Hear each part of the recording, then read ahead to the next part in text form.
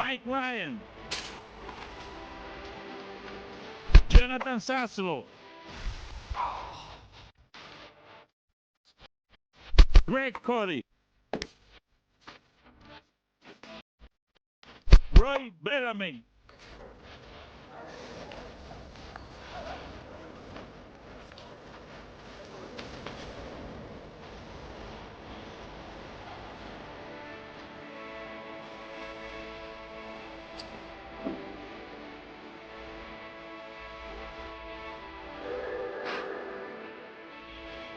Jeremy Tache.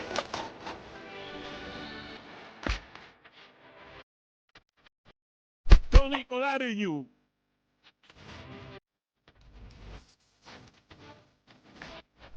Chris Cody.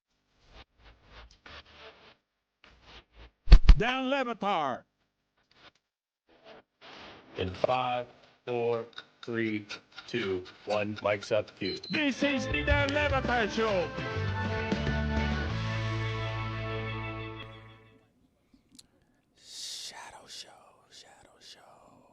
Shadows. Come on, guys. Shadows. What are you doing, man? I can see you. We're live, man. This isn't like we're not. This is me. This is I open the show. Dan's not here today, so I'm in the big chair. This is not the Shadow Show, man. Shadowing No. You're late. Stop it. This is not the Shadow Show. All right. Good morning, everyone. Look at this crew we got here today. We got Dominique here. He's hanging out the entire week. We got Roy. We got Tony. We got Chris. I don't know if this group's worked together before, all right? Actually, we haven't. But we're going to have some fun today. Man, I woke up this morning. It didn't feel right. You know, I woke up on Sunday or Monday, and we get to celebrate Brady Tkachuk. And I wake up Tuesday, and we get to celebrate Giannis Antetokounmpo. By the way, can everyone spell his name? If I put you on the spot right now. Tony, you better learn. Antetokounmpo.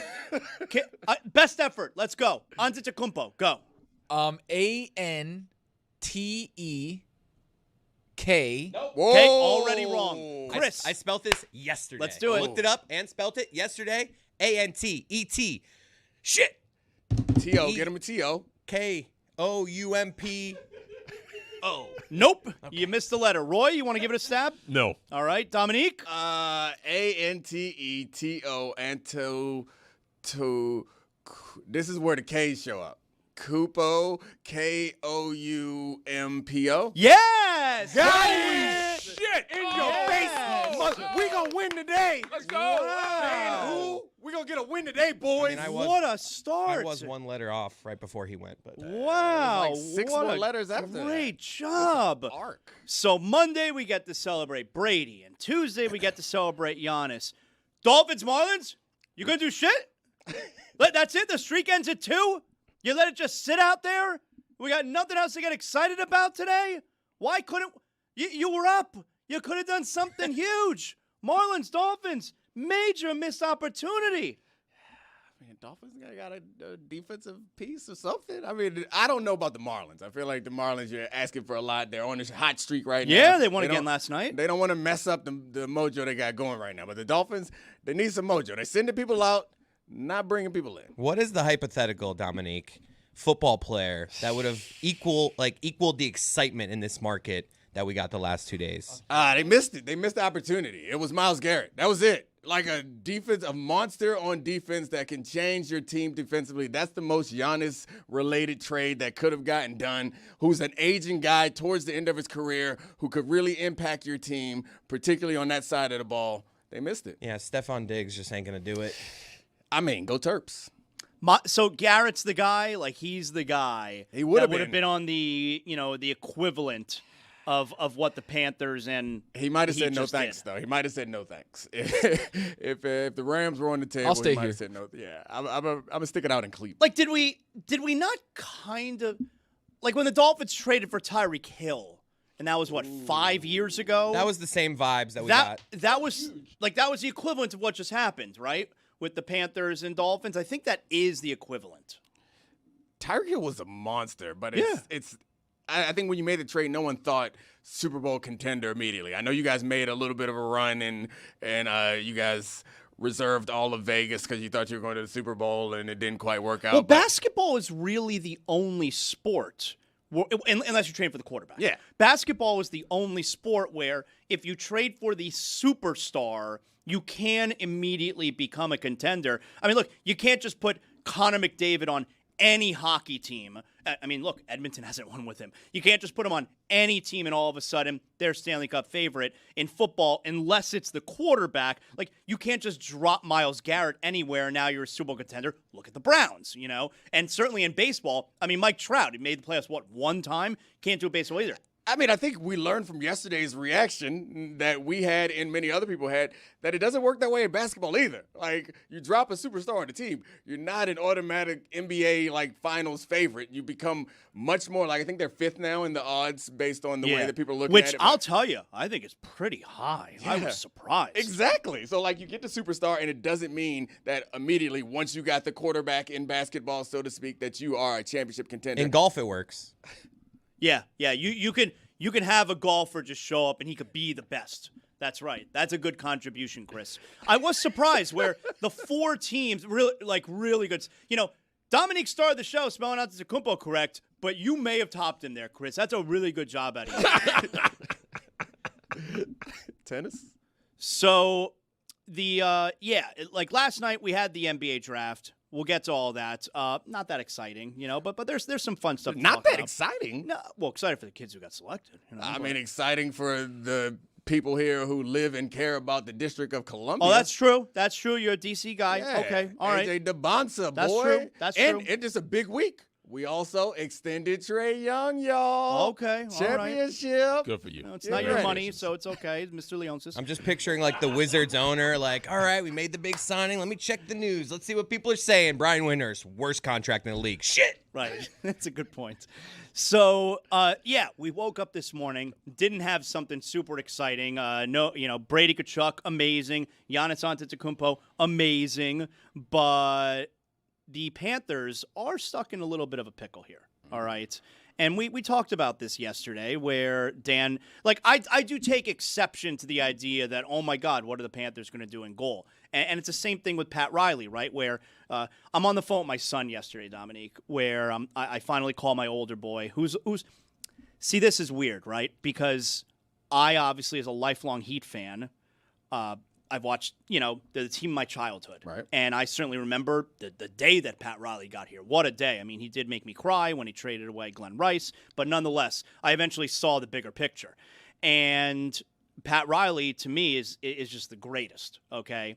But my boys, especially my older one who's 17, he's like, this Riley never gets anything done. Never gets the guy. Been listening to Mike Ryan for too long. Never gets the guy. And it bothers me that he talks that way about Pat Riley. You got to figure my son's only 17. He's born in 2009. He has no recollection of LeBron. He was 5 when LeBron left, So in his mind, Riley never closes the deal. And I'm like, you mother effer. Do you have any idea? Do you have any idea what this guy has done for this city and the deals that he would make and just how cool Pat Riley is? That's my favorite part. I've been watching the Showtime Lakers, the winning time. And I watched with my younger son, and I'm explaining to him.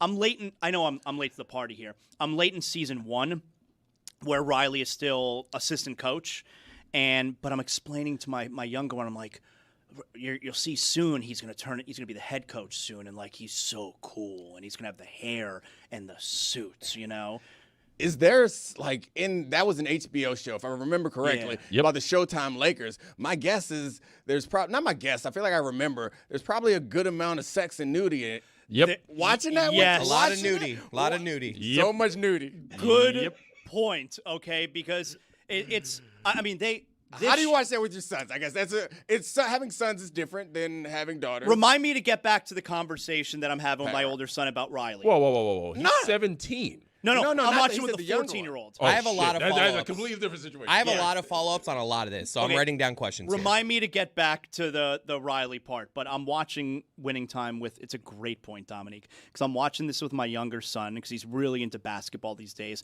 and he really admittedly doesn't know anything about Magic Johnson. Why would he? It's from the 80s, all right? It's 40 years ago. And so you make a good point. Boy, does this show make Magic look like a dog. I mean, he looks terrible in this show. Okay, there's so much women, and I mean, good for him, of course, but there's a lot of women, and there's Does he know about Magic? well, a little bit, and so not only are there a lot of sex scenes, but the sex scenes are graphic. Oh, All right. Yeah. And, so I'm watching my son, and a couple seconds will go by in the sex scene. I'm just staring forward at the TV, and he's staring forward. But then eventually, after we get You have to address it. But then eventually, after we get like 5 or 6 seconds, we each will kind of turn to each other. And we'll each have like a small little smile on our face. And then we just acknowledge each other. We lock eyes for a moment, and then we go back to minding our business and watching the show. There's a lot of sex in this show.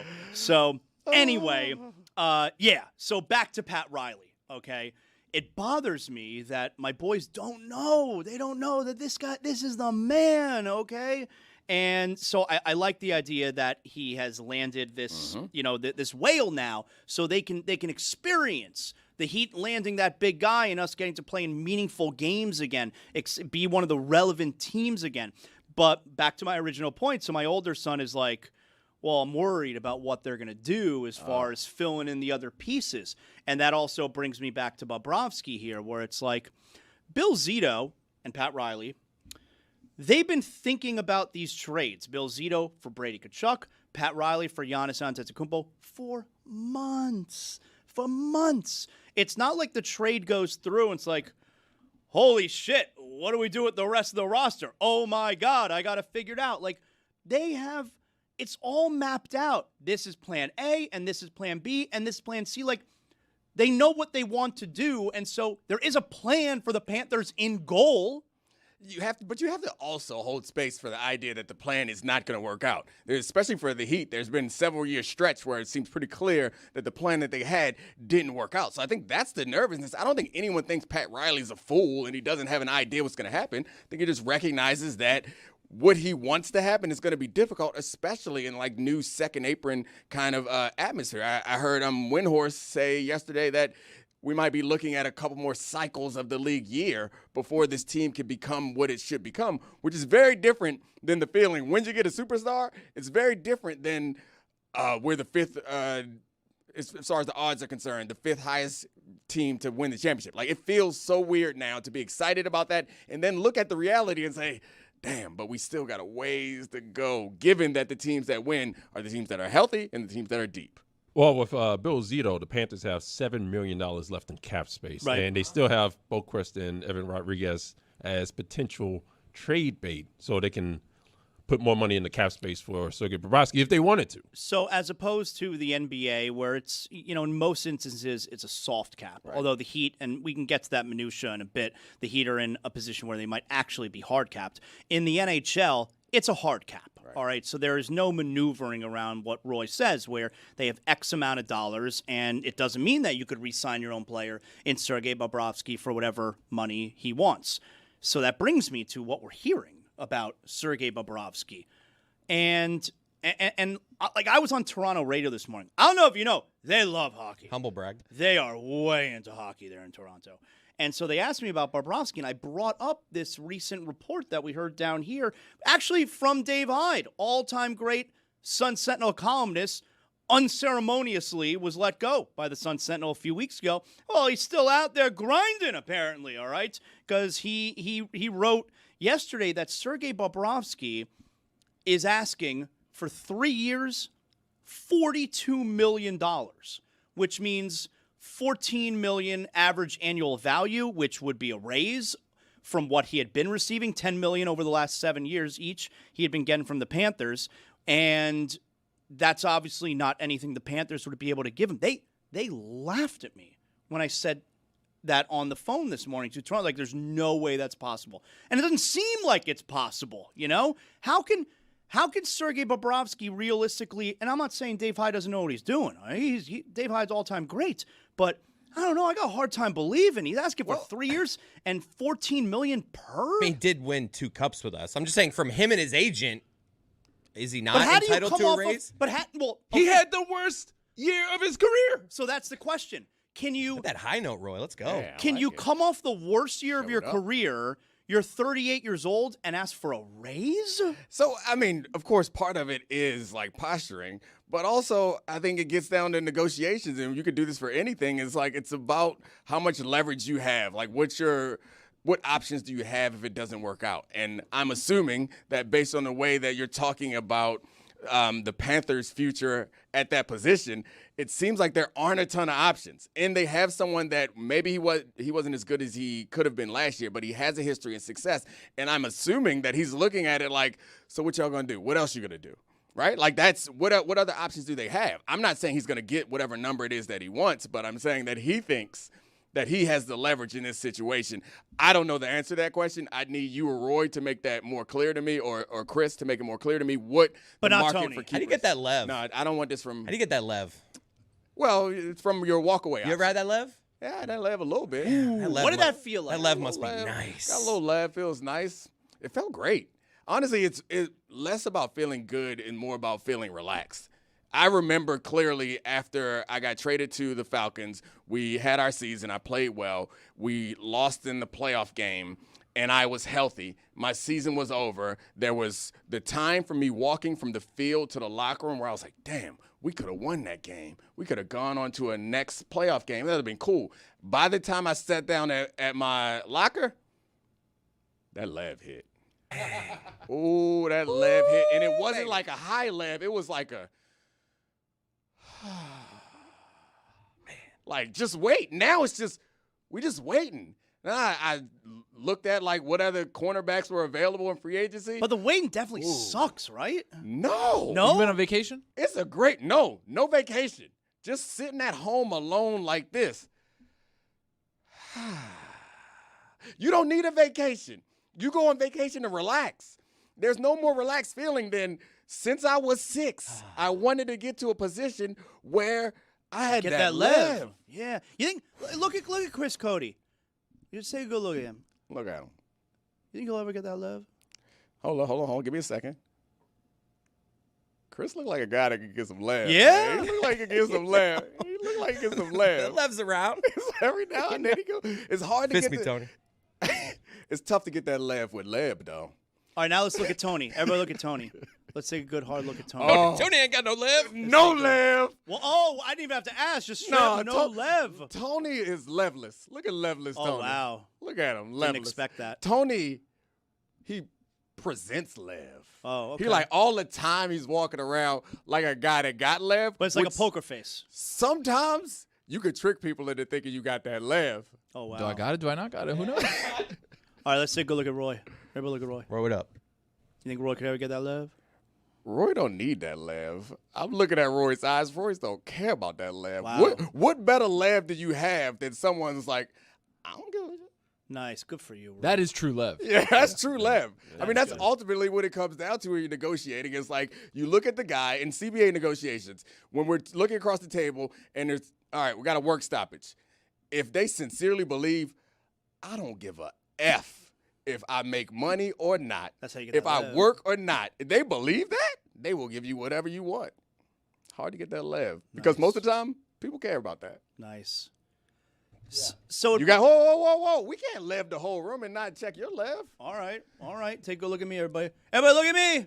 He got that lev. You got got that that lev. lev. Definitely. You got to put an application in for it. How do you get the lev? If you don't, for the people out there that Are don't you have it. born with it? Nah. I don't think you're born with the lev. I think the You can lev acquire is- it? You can acquire the lev. I think You got to work for the lev. you got to work for the lev. Nice. And we already know Dom. You know, Man, he's- I had the lev. I'm levless now. I'm leveless. Me No, and you Tone. got some lev. We're You got leveless. some lev. Got a little lev I left. talked to Nah. some people. You got some lev. Nah. it's humble. I work at ESPN. I don't got no lev. I don't got no lev. They got the lev. They Yeah, you ain't got no lev. they and 3 other people in that building got the lev. I ain't got no lev. I'm just hanging out. Hope they don't see me. But you're like another building, so you got lev in your building. McAfee took all the lev. Oh, he took so everybody's much lev. lev. Sass got So some much lev, lev. man. Sass Yeah. got some lev. McAfee got some lev. Got Norby up out of there, man. That's lev. Greeny got Wow. some sneaky lev. All right, too many names. Fowler got some lev. Wow, there we go. Herbstreit got some lev. So it brings me back to Bobrovsky, right? And this is interesting because Sergey Bababka. which is it? do the Panthers owe Bobrovsky, which if he's asking for however much he's asking for, he's essentially saying, yo, won 2 Stanley Cups with you. I was amazing in those runs. You owe me, okay? I'd like the golden parachute here.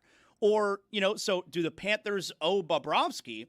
Or is it the other way around that maybe Sergei owes the Panthers? Because the Panthers, they, first of all, gave him the original 10-year, $70 million contract and put the cherries on top of your career, what's guaranteed now to be a Hall of Fame career, where we put a team in front of you where you won 2 Stanley Cups.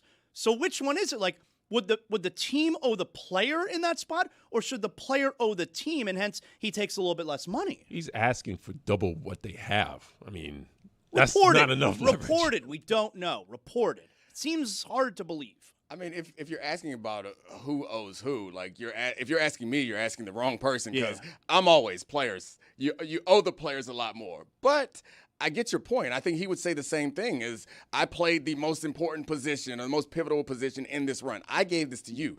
You didn't give this to me. But it depends. Like, the golden parachute is something, like, we think back to the final years of Kobe's career, where he got, clearly, we're not trying to compete. We're just going to pay you and do this, like, victory tour. That's not where the Panthers sound like they are. They want to compete. Yes. And I think that it comes down to the fans in the LA situation. We're like, yeah, let's give it to them. Let's ride this out. I don't believe that the fans here feel that way. They got a taste of what it feels like to win. They want to win again. My guess is that, Chris, you're not looking for no golden parachute for Bobovka.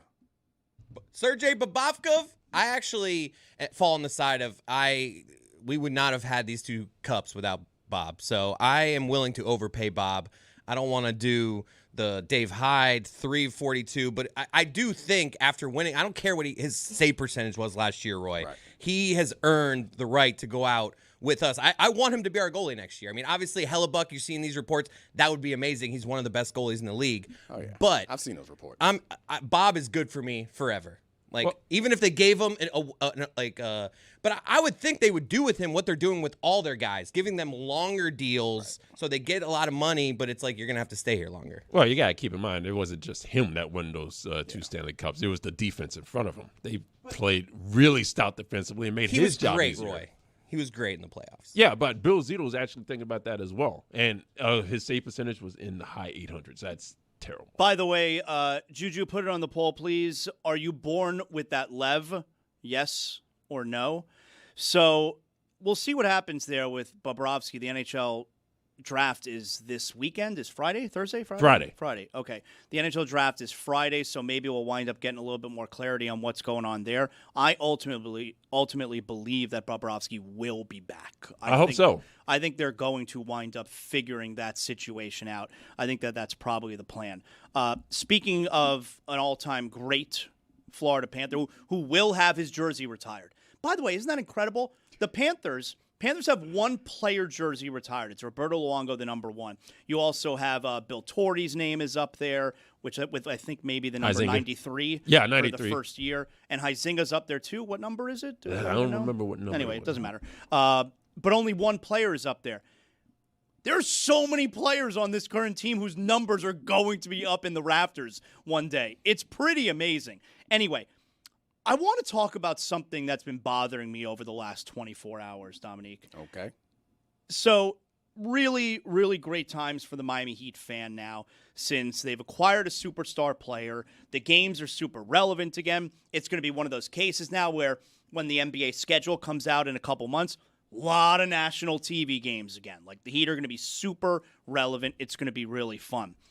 But I want to spend a couple minutes here talking about Tyler Hero, because this is a player who the fan base has been really hard on for a few years now, and that's fine, all right? It is what it is, but this is a player who every offseason, probably for 5 in a row, 4 or 5 in a row. Really, I think the first one was with Russell Westbrook. When Westbrook was available, which, man, was like 6 years ago.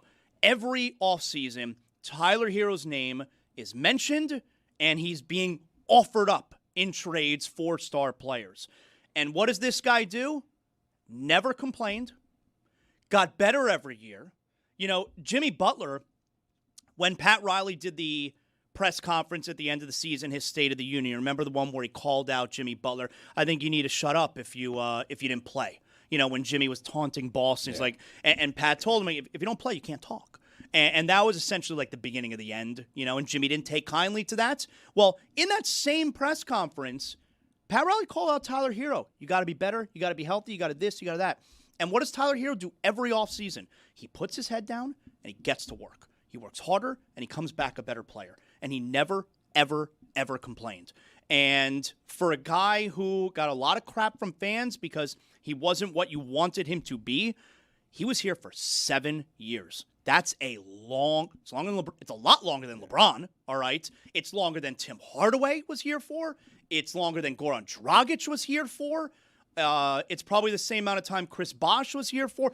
Tyler Hero was here for a long time. So it sounds like Tyler Hero is being treated kind of like an also-ran, like, Heat player. And you're saying like that, good riddance. Yeah, kind of. And you're saying that he should be elevated and appreciated for the contributions that he made. Should we figure out where he ranks in this? Because obviously he was not like the best player on a title team. So or he wasn't on a title team. So I think that puts him below a lot of those guys who were starters on a title team. Where should he be in the pantheon of like Heat players? Who's a comp that he's not getting the respect that he deserves? If we're talking about an all-time Miami Heat team, he'd be a bench player. He'd come off the bench for an all-time Miami Heat team. So what was he, though? He was, their third best player on a team that lost in the finals? Well, in his rookie year, fourth best. You got, Jimmy, Bam, Goran Dragic, Hero. In 2023, he was hurt. He didn't play in that finals, you know? How do you calculate what he helped you get into his value to the team? It's important. So the fact that he helped land you Giannis, does that ultimately raise him up? It should. So we have to figure out where he lands on this and Kinda how like to what we did with Lamar Odom. So we got Shaq. Mm-hmm. I mean, we loved Lamar Odom anyway in that 1 year, but yes, Lamar Odom should always be thought super highly because if he didn't have as great a year as he did, he wouldn't have been able to be the centerpiece of a deal for Shaquille O'Neal. And if Tyler Hero wasn't as good as he's been for the Heat, he wouldn't have been able to be one of the main pieces for Giannis Antetokounmpo. Find it interesting. An all-time Miami Heat team, 12 players, going by position. Tyler Hero's deep on that bench. Yeah, I think so. I've got the starting five here. I want to see what you think. Timmy at the 1, Wade at the 2, LeBron at the 3, Bosh at the 4, Shaq at the 5. Yeah, that's a good lineup. That's exactly it. Hey, that's a good lineup. That team, they'll win you some playoff games. Zoe, first guy off the bench? Off the bench, you got Zoe, you got Jimmy, UD. you got Goran Dragic, you got Bam, and you got Tyler Hero mixed in somewhere there, you know? I mean, UD's got to start. I don't know what you guys are doing here. Over UD's got to Bosh? start. No, it's not. At this point, it's not only about talent. I'm saying that it's about what you've meant to the team. He's got to start. I don't know who he starts over. UD's got to start. You're not bringing UD off the bench. Like, he is the Miami Heat. What are we Literally talking about? all they did for his final 8 years. Fair point. Can I tell you, the UD stuff that Dominique is talking about there is something I'm really excited about Bobby Portis being on this team for the next couple of years. Because what was my biggest beef when the Heat season ended this year? I mean, it ends in the play-in game to the Charlotte Hornets. What an embarrassment. Bam Adebayo gets taken out by LaMelo Ball. I was very upset about this. LaMelo Ball takes him out. Bam has to leave the game. They lose the game. You had a player for the other team who makes a dirty play, taking out not only your captain, but he's your best player. And what was the Heat's reaction? Nothing. They did nothing. What happened to the team I love? How can your best player, who's also your captain, get taken out by the other team and you don't do anything about it? Well, first of all, Giannis in and of himself is a pretty tough player, all right? But Bobby Portis is a legit tough guy. And this Heat team has been missing that for a couple of years. So that right there, that element of, hey, we need to get back to being a tough team. I really like that part of the trade. G-Money or Tyler Hero? Glenn Rice for people that don't Glenn know. played here 6 years. Tyler played 7. Glenn was never an all-star with the Heat. This All is right? so hard for you. It's very hard because not only is he my childhood hero, but he's also my friend. Okay. Just for the people at home. So we've got Zoe, Jimmy, Bam, UD off the bench. Right. So we're trying to fill up the last 3 spots. We're here. trying to make a roster that can compete for championships. Do you take G Money or do you take Tyler Hero? I take Glenn Rice. He's bigger, stronger. I feel like I'm looking at like the Heat. He can when- defend a little bit. Not a great defender, but defend a little the bit. Heat Big 3 championship rosters. I feel like I'm taking Shane Battier. Wow. I might take Mario. You're trying Chalmers. to fill roles. I'm just saying in a big spot. But not Mike Bibby. I know this was supposed to be I love Tyler Hero segment, and I do appreciate Tyler Hero. I agree with you, but I just don't know if he makes this. It's top tough 12. to call this a Tyler Hero appreciation when segment. you're finding ways to keep him off the team. He's not finding a role. Which is exactly what I'm fighting against here. There's a chance that you guys could replace Tyler Hero with a very similar Tyler from Vanderbilt named Tyler Nichols. Like that's people believe it's, and I don't know if Was he anybody. selected last night? No. No, I don't think so. I don't know if anybody knows him from the tournament, but he's a Tyler who gives off Tyler Hero vibes, if you know what I'm saying. I know exactly what you're putting. I'm Really? picking up what you're putting down because I've been told the exact same thing. If y'all get that Tyler, then that's going to bury Tyler Hero Right. even more because he doesn't even have the distinction of being a little saucy for a Tyler. Well, the Heat do have a pick tonight. The Heat are back in the game tonight. Picking number 41. Shout out Glenn Rice. That's a good number. That's a lucky number. But they had to pick it last night, which they put their hat on a guy. my last night. son said to me, he saw the Heat graphic come up. I'm watching my 14-year-old. He saw the Heat graphic come on. He goes, I thought the Heat traded that pick. And I was like, so now I got to get into the minutia with him. I'm like, yeah, but the trade doesn't become official until the league year, and that's July 6th. So it's going to say the Heat logo, and he's going to put on the stupid Heat hat, but we know it's for Milwaukee. And my son's like, well, why do they do it like that? And I'm like, I know it's dumb. We all know that it's Milwaukee, but they're going to put up the Heat logo and they're going to pretend that the Heat are drafting him. And then my son he goes, well, what if the Heat take a different player than Milwaukee wants? That's what they should. That was my idea. And I'm like, hey, that's my gimmick. I said, that's not 14-year-old idea. That's not going to happen. Right. You should be proud. You should be proud. I'm like, that's Damn it, not I thought going it to was happen. a 17-year-old. That's not the way it works, He goes, because this is the trade. Like, if the Heat don't pick who Milwaukee wants, then the trade's going to fall apart. And now my son's getting worried. And he's worried because he realizes, oh, the trade's not official, but I'm really excited that they're getting Giannis. Are you, like, I could see the wheels moving in his head. Are you telling me that there is a even the slimmest of possibilities that maybe this trade doesn't actually happen because it's not official yet? I have the same question. Can you answer it? We make a big deal about how this is dumb. They should do the other hat. But the actual dumb part about it is that the league year starts after the draft. I don't get it. Like in the NFL, the draft is like the first major thing of the next league year. In the Hey, NFL, let's change some dates. yeah, the It's NFL, not that complicated. the league Well, year but it's so not complicated. It ends. The league year ends before the draft because obviously the draft is about next year. It's the first step for next year. Having the draft at the end of last year makes little to no sense. And then after the Heat make the pick for the guy that puts on the Heat hat, even though he's clearly going to Milwaukee, the next pick, he walks out for the next pick and he's like, I have to announce a trade. And I'm like, oh man, is there another trade? And he just announces the trade that we all know. Adam Silver. Yeah, it's just like, thanks, Adam. Well, now we're all aware. Okay, so how about this? So then yesterday, shortly after that, the Miami Heat Twitter account, tweets out, and they never, like, you're not going to get anyone from the Heat confirmed that they have Giannis. No, Right. you could, water torture. They will not tell you that they traded for Giannis because until July 6th, they don't have Giannis. And the Heat tweeted out last night, as part of a deal to be finalized later, the Miami Heat is trading to the Milwaukee Bucks the draft rights to Nate Ament, the 13th pick in the NBA draft. Good player. And I'm like, wow, that's exciting. I wonder what the rest of the details are. What else are you going to get? This is fun. I think if you water tortured them, you probably would get them to admit that they traded for Giannis. I don't think so. I don't know. I'm thinking you might be, as they're gasping for air, and all you want is them to say, yeah, we got a deal on the books for Giannis. I think somebody might be like, you got me. Please, lead off me. Can you We're getting imagine- Giannis. Can you imagine one of the players not passing their physical. And now the trade's getting avoided that way. Oh, Ravens You don't time. start I mean, this. that You don't happens. start this. That does happen. But we all know, and Dominique can speak to this, passing the physical is up to the team.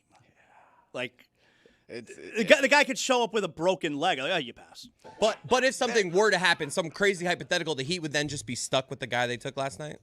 Oh, that's a good question. Yeah, I think so.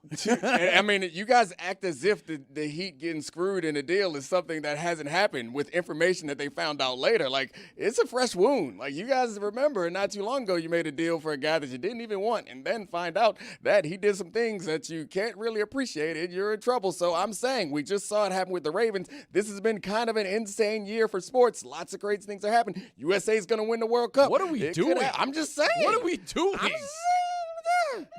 You know that the power of this show's jinx has. Roy single-handedly lost the Canes a national championship. I did because of not. what he said I did about not. Carson Beck. That was Carson Okay, and Beck's now we're fault. going to start putting in the atmosphere that the trade's going to be rescinded because of a physical, because of this, because of that. Can you guys shut it? Max And by the way, Jeez. the streets were talking yesterday. They did not appreciate the local hour yesterday. What did we do? The streets were talking. They said Dan poo-pooed the trade. Why was Dominique talking about the trade and all the bad things that happened? We didn't like that. So the streets told me that. So I'm just telling What's you my that. name Zaz. on the street? You're Zaz, you were good. Okay. Because you were next to me. And we were trying to do the right thing, which was be excited about Giannis and about the trade. And then everybody was taking a shit all over it, including Dan Le Batard.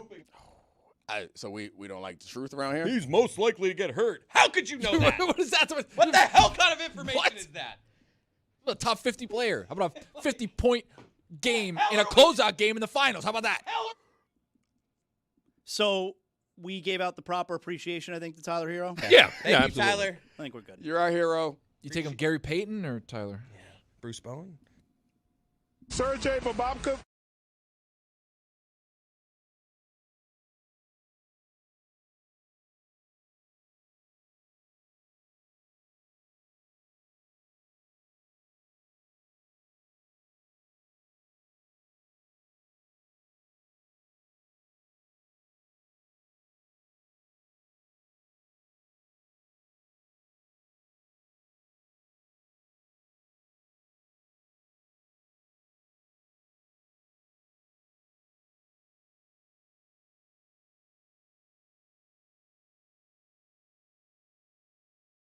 Chris Cody and Roy revealed this to me. And Roy, I don't know the context of what it is that you guys were talking about that revealed this about Chris Cody. Yeah, Chris asked me what the sound from the first down for the Dolphins games were. And I said It's just a noise I've made throughout my entire life. It's just like I just did it. Hoo-wah!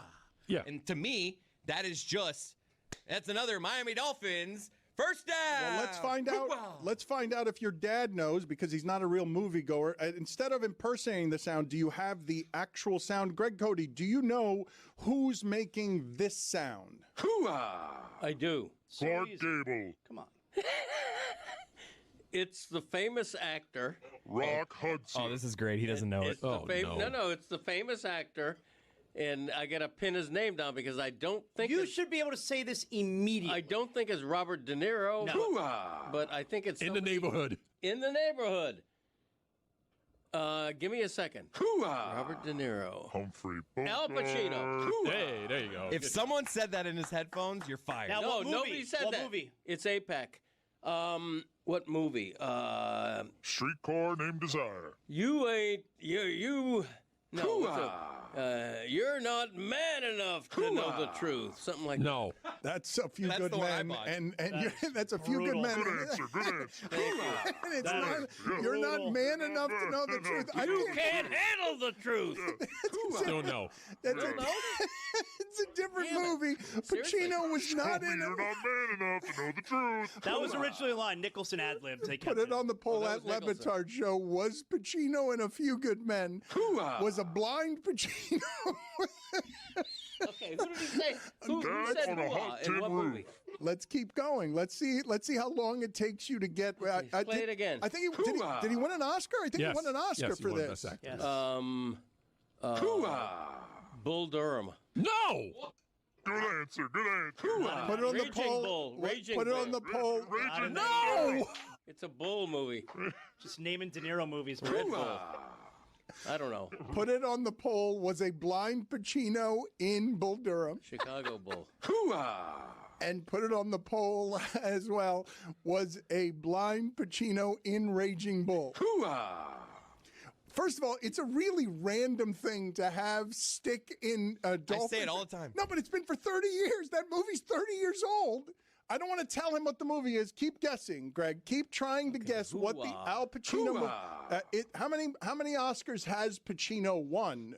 Because he A Few Good Men. You already guessed that, and we already told you that it's not A Few Good Men. Okay. And you're not man enough to handle the truth. Right. Okay. Classic line. It's got a military theme to it. I just can't come up with a It's name. not a military theme, but I think he's a former military guy. Okay, that, He was a colonel. there you go. Colonel Sanders. I don't know. I'm never going to get it. I don't know movies. Wow, it's his only Academy Award. The Greg doesn't know scent movies. of a Woman. See? I told you I was going to get it. your son had no idea where that sound Where I was get it from. from. This is really? 2 generations of idiot. Pop No. culture idiot. I knew it was Al Pacino. Greg, you cannot listen said to De what you Niro. just did for the last 4 minutes and say that that is some sort of expertise Okay, that you're bragging about. First of all, I speak for moviegoers in general. Al Pacino and De Niro are always interchangeable. They're always mistaken for each other. They're the same person. De Niro could not have been the devil. They've won the same awards. They're like the same people. They were only in one scene together, like in their movie careers. I know, but they're parallel lives. And you know it. Put it on the poll. Do you often confuse De Niro and Pacino, and you know it? At Le And you Batard know it. Show. You're going to have to wait for that one. Exactly. That was staggering. Even by the standards of the Greg Cody Show featuring Greg Cody, where your son Michael asks you movie questions and you flail and fail and get them all wrong. Even by those standards, that was an amazing amount of ignorance.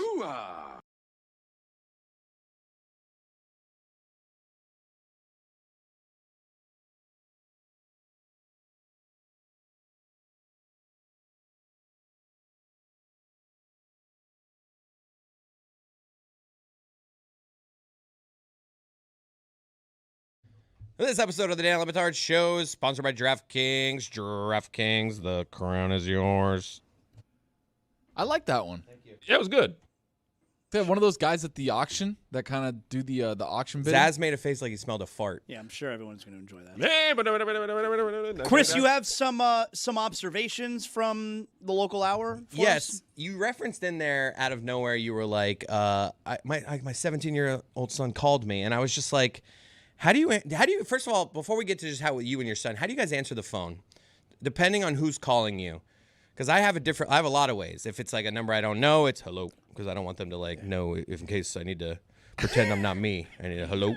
This is a good question because a lot of, now that you have everyone's number stored in your phone and you see the name pop up, it's kind of weird if you just say, the regular hello as if you don't know who's on the other line. Yeah, I mean, I think that you greet them the same way you would in person because it's as if you're seeing their face because you know who they are.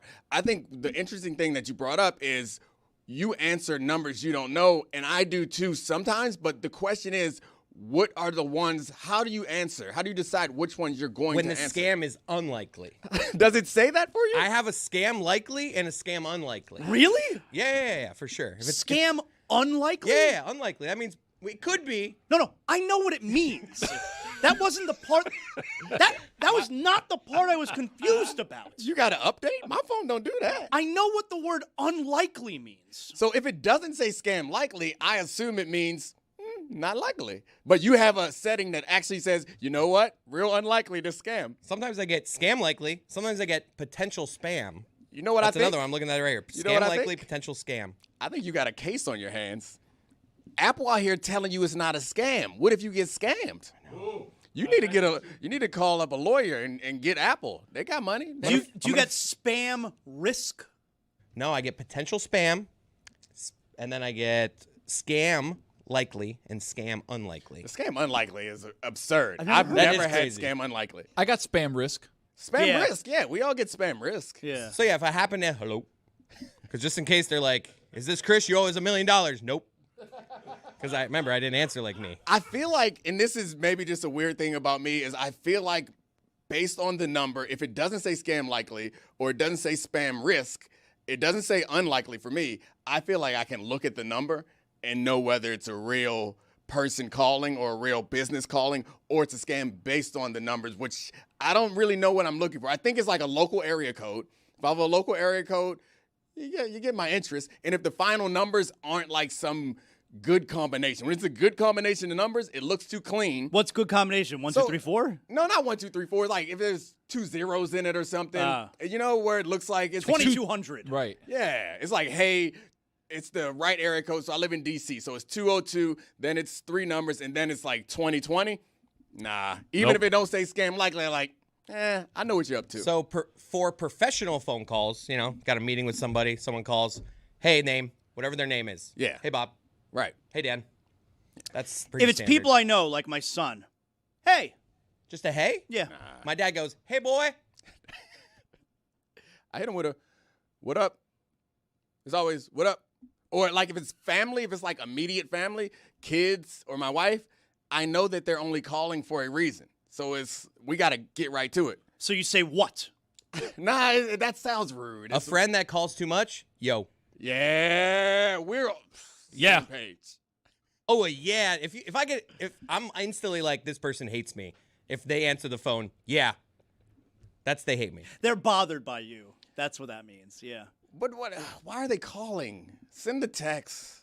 I know that I'm wrong in that, like that's the wrong way to feel, but generally, I've gotten better at this. Like my producer and co-host Charlie, he calls me a lot, and he don't have He a seems reason like for a call. caller. He don't have a reason for call. He just wants to talk, and I've come to really appreciate it. But every time the phone rings, I'm surprised because he don't. It's just like, hey, how you doing? And I like lose touch with friends because I don't call them. So like I recognize it. I appreciate it. I try to do this more, and I do it in the worst way possible, where I'll put in my calendar, call my homie Brandon. Oh, really? And I call my homie Brandon, and I'm like, hey, what's up? How you been? You Now good? it's like a meeting. I know. I hate it about myself, but otherwise, men really suck at that. It's funny. Sebastian Maniscalco does a good bit on this. Where remember when we were growing up? Okay, you and I, Dominique, are close to the same age, but probably you guys over there as well, same experience.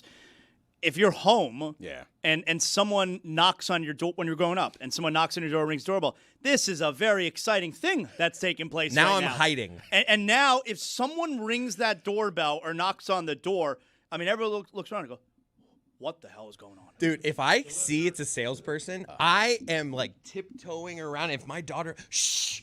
She's like, Daddy, you're going to, shh. Yep. He can hear us. Daddy, the TV's on. It doesn't matter. Yep. You got any other observations from the local hour? I did, actually. I want to ask this question here, and don't take offense to it. Are you too good of a father, Zaz? Because you are constantly referencing, I did this with my son. I called my son. It's just like, if it's possible, you might be too good of a father. Here's the thing. I'm totally self-aware. Or you need friends. I'm totally self-aware when it comes to stuff like this. You could say that I'm a really good father. I do all these things. I take my boys, we do all of that. But there's also a huge element to all these things that I do where I'm doing the things that I want to do. And I'm lucky that either both my boys or especially my younger son is really into the things that I like to do. So it's kind of childish behavior. Wrestling, Yeah, movies. right. It's somewhat childish behavior on my part. Do you recognize specific things in either of your sons that's like, this is definitely me, or this is definitely their mother? Or is there one of the sons that you're like, yeah, that one's me, this one isn't necessarily me? Like, do you see yourself in them, in behaviors and actions and the way that they carry themselves? Yes. Oh my God, the older one for sure. The older one is super moody. He's at that age course, so he's super moody around the house. But he's also the kid who, outside the house, all the parents, the mothers, they love him. And so we get the whole, oh, your son was at our house the other day. He's so great. Like, really? That kid? Like that was me growing up. I was so moody around my parents. And when they would get compliments from the other parents about me and my personality, and they're like, are you talking about our son?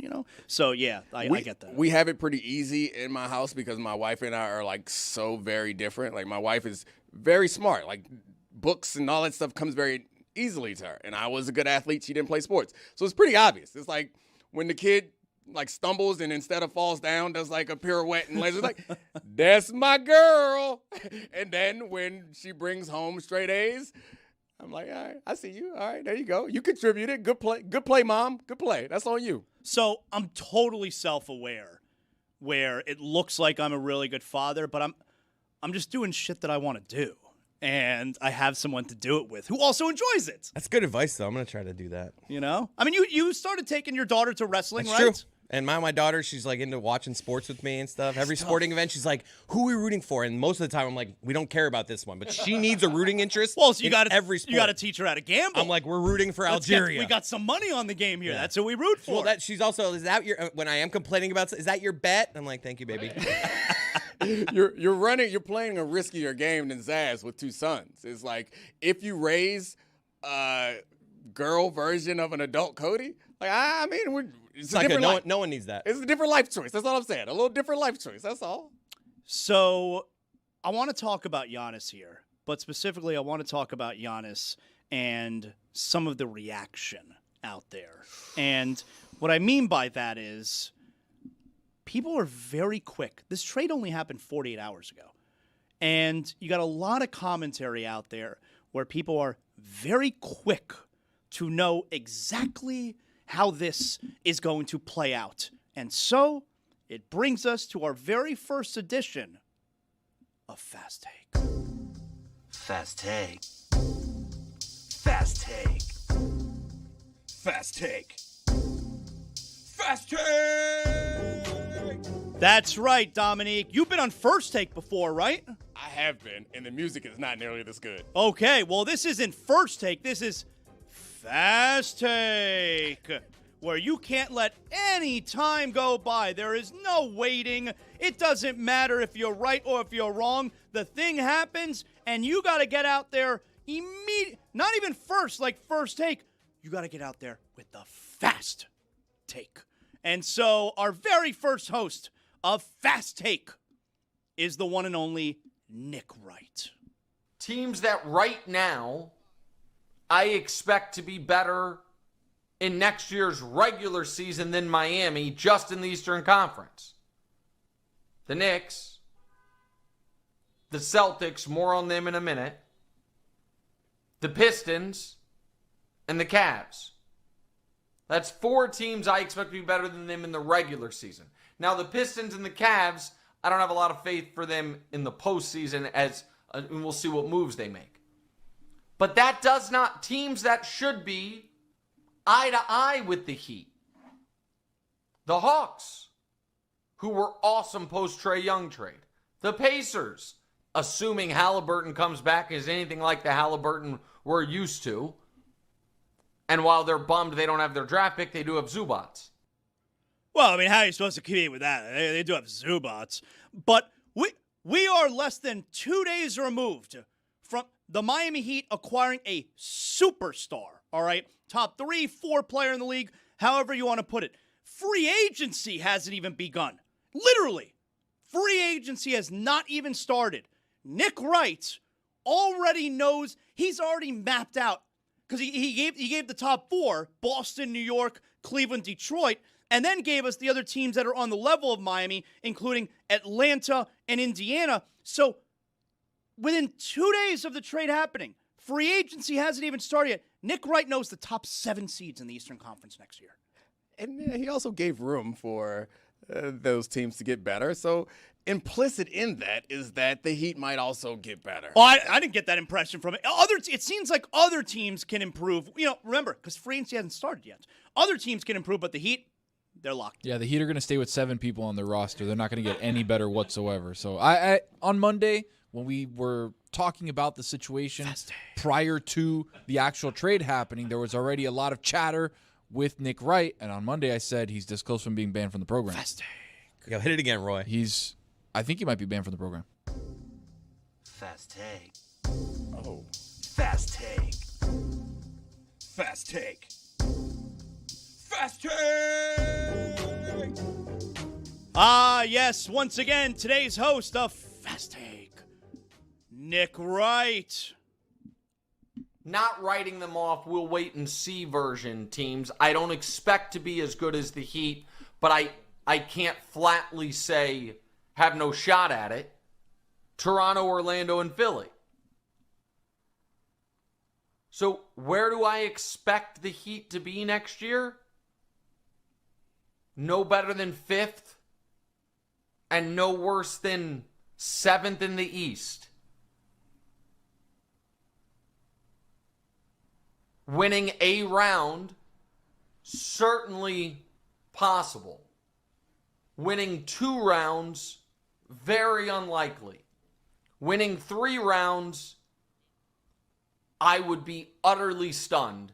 And winning 4 rounds, not possible. Fast take. Fast take. The trade just happened. Nick has the Heat either the 5th, 6th, or 7th seed in the Eastern Conference. He has all 7 of the seeds laid out and is already predicting what the first, second, and third round of the playoffs look like, even though the finals from this past season just ended. He's fast take. Fast take. Fast take. Fast take. Fast take. See, First Take thought they were on to something, Dominique, because they're first. But you got another one. Fast take. Fast take. Well, we don't let any time go by. We don't let any other transactions happen. Really don't let any other... We let nothing else happen. When the thing takes place, when the big trade happens, you got to map out the entire future, Tony. All of it. That's fast take. Correct me if I'm wrong here, but we played a Jalen Brunson parade of gas bags a couple of weeks ago when the Knicks won the title, and whose voice was all over the parade of gas bags, talking about how he was opining and pontificating into the future on the Knicks and what they were doing. Oh, Nick Wright, who said that Jalen Brunson wasn't that good of a player. Are you considering banning him? I wouldn't ban him. I mean, Nick's fine, but I wouldn't ban him. He's spoken ill of the Heat on plenty of occasions. Okay, But Nick Wright, he's got that lev. Yeah. Well, no, he's got that leb. Oh, all right. Let's look at Nick Wright. Put Nick back on the screen here, okay? And Dominique, is this a guy? Look Nick Wright. You look him straight in the face. All right. Okay. Is Nick Wright the kind of guy? He got that love? Absolutely. I think Giannis still has at least 2 and maybe 3 awesome years left in him. And I miss seeing Giannis deep into postseasons. Flatly. And because of that, I'm really bummed he now has working for him a great coach, a good organization, and Bam Adebayo, and that's about it. They don't know if they're going to be able to bring back Norman Powell. They're not certain, even though I would imagine they will be able to bring back Andrew Wiggins. Davion Mitchell is a nice defensive point guard.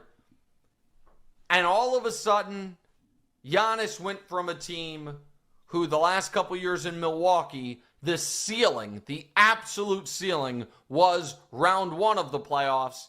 And now Giannis is on a team where the ceiling, the absolute ceiling, is round 2 of the playoffs. Yeah, pretty sure he's got that left. Yeah, definitely. Really? Look, I'm looking at a lot of left. When there. you can wire 100 racks to the Aria, you got left. Fast take. I mean, I don't. Can you wire 100 racks right now? I don't Don't want get in my man's wall like that. Yeah. You know Why you you can. pocket watching? Playing poker? You can do that? I would never. That's what I like to hear. Could you? Maybe, but I would never. But I'm not a poker guy. It's to each their own. But I feel bad. I know that you said the streets upset at me. The streets might continue to be disappointed in me because I don't really understand, like, aren't we supposed to analyze the moves? And how else are you supposed to analyze the move without analyzing the things as they currently stand? I think that they're probably, I didn't listen to Nick's whole show, but I'm guessing that there's probably some nuance in there about we know that they can do other things, but as things stand now, it's essentially, maybe I'm being defensive because it feels like essentially what I was saying it's the same thing as I was saying yesterday. Maybe I was wrong. I think Amin made an awesome point, is that none of these big trades are like done on day one. And yes, they're in better position now than they were before. And I think that's what we should be doing. That'll make everyone happy. It's like, they made a move. They're in the right direction. The next step is like, so are they going to win a championship? And that's kind of the culture of sports analysis now, is like, are they going to win a championship? And the answer to that, even the most ardent Heat fan, if you ask Spo right now, can this team win a championship? He would say no. It is fair to ask Zaz the question, would we have created Fast Take if he said the Heat were going to win it all? We'll never know. We'll never know. But that's not what took place today. Fast Take. Speaking of creating, I did witness Fast Take being created. Yeah. This morning I walked in. Oh, you let him behind door? You saw Rick Rubin sandwich in action. Wow.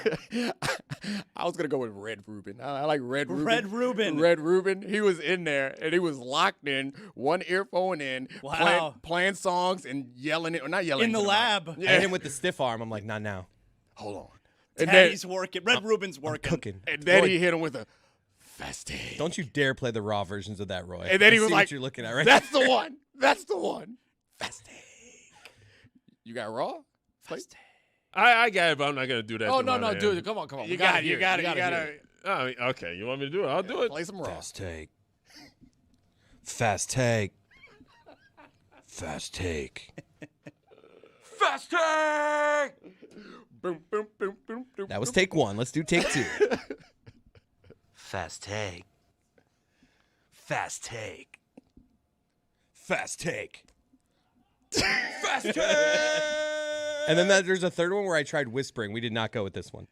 Fast Take. Fast Take. Fast Take. Fast Take. I'm cooking, man. That's good effort. Nice job. The That's a back end good of it job kind out of of sounds you. like MVP of the day a little bit. Biggest game in 20 years. I only have so many things. You did an awesome job, man. Congratulations. Fast Take. So there you go. The debut edition Can- of the new hit show, Fast Take. Can I get your analysis as of it? Because like Of what Nick was saying? no, not of what Nick was saying, just the raw analysis of the Heat transaction. It's incredibly exciting if you're a Miami Heat fan, of course. This team has actual proof of concept. They have actual evidence that whenever they have traded for or acquired in free agency the superstar player, they've either won the whole thing or at least gotten to the championship round. So, yeah, I have the faith that this organization knows how to put pieces around them in order to compete at a very high level. And in today's NBA, where for the first time in league history, you have real parity, 8 consecutive unique champions in this league. And the Heat now have a top 3 or 4 player in the world. So how can you say that they don't have a chance based on what we've seen this decade? I think he's talking about a lot of that. He's talking about the regular season. I don't think it's crazy to say that the 4 teams of Boston, the Knicks, Detroit, and Cleveland. But that will makes be you better. feel bad. You feel bad that he was traded to Miami. Nick Wright feels bad that he was traded to Miami. No, that's ridiculous. Because he's not going to get to see him play in big games. What is that supposed to mean? The Heat, all they do is play big games. Even when they're bad, they play big games. I mean, I think that particular take right there, I mean, sometimes you get up in the air and you start talking because he said all they have is a great coach. I was like, that's a lot.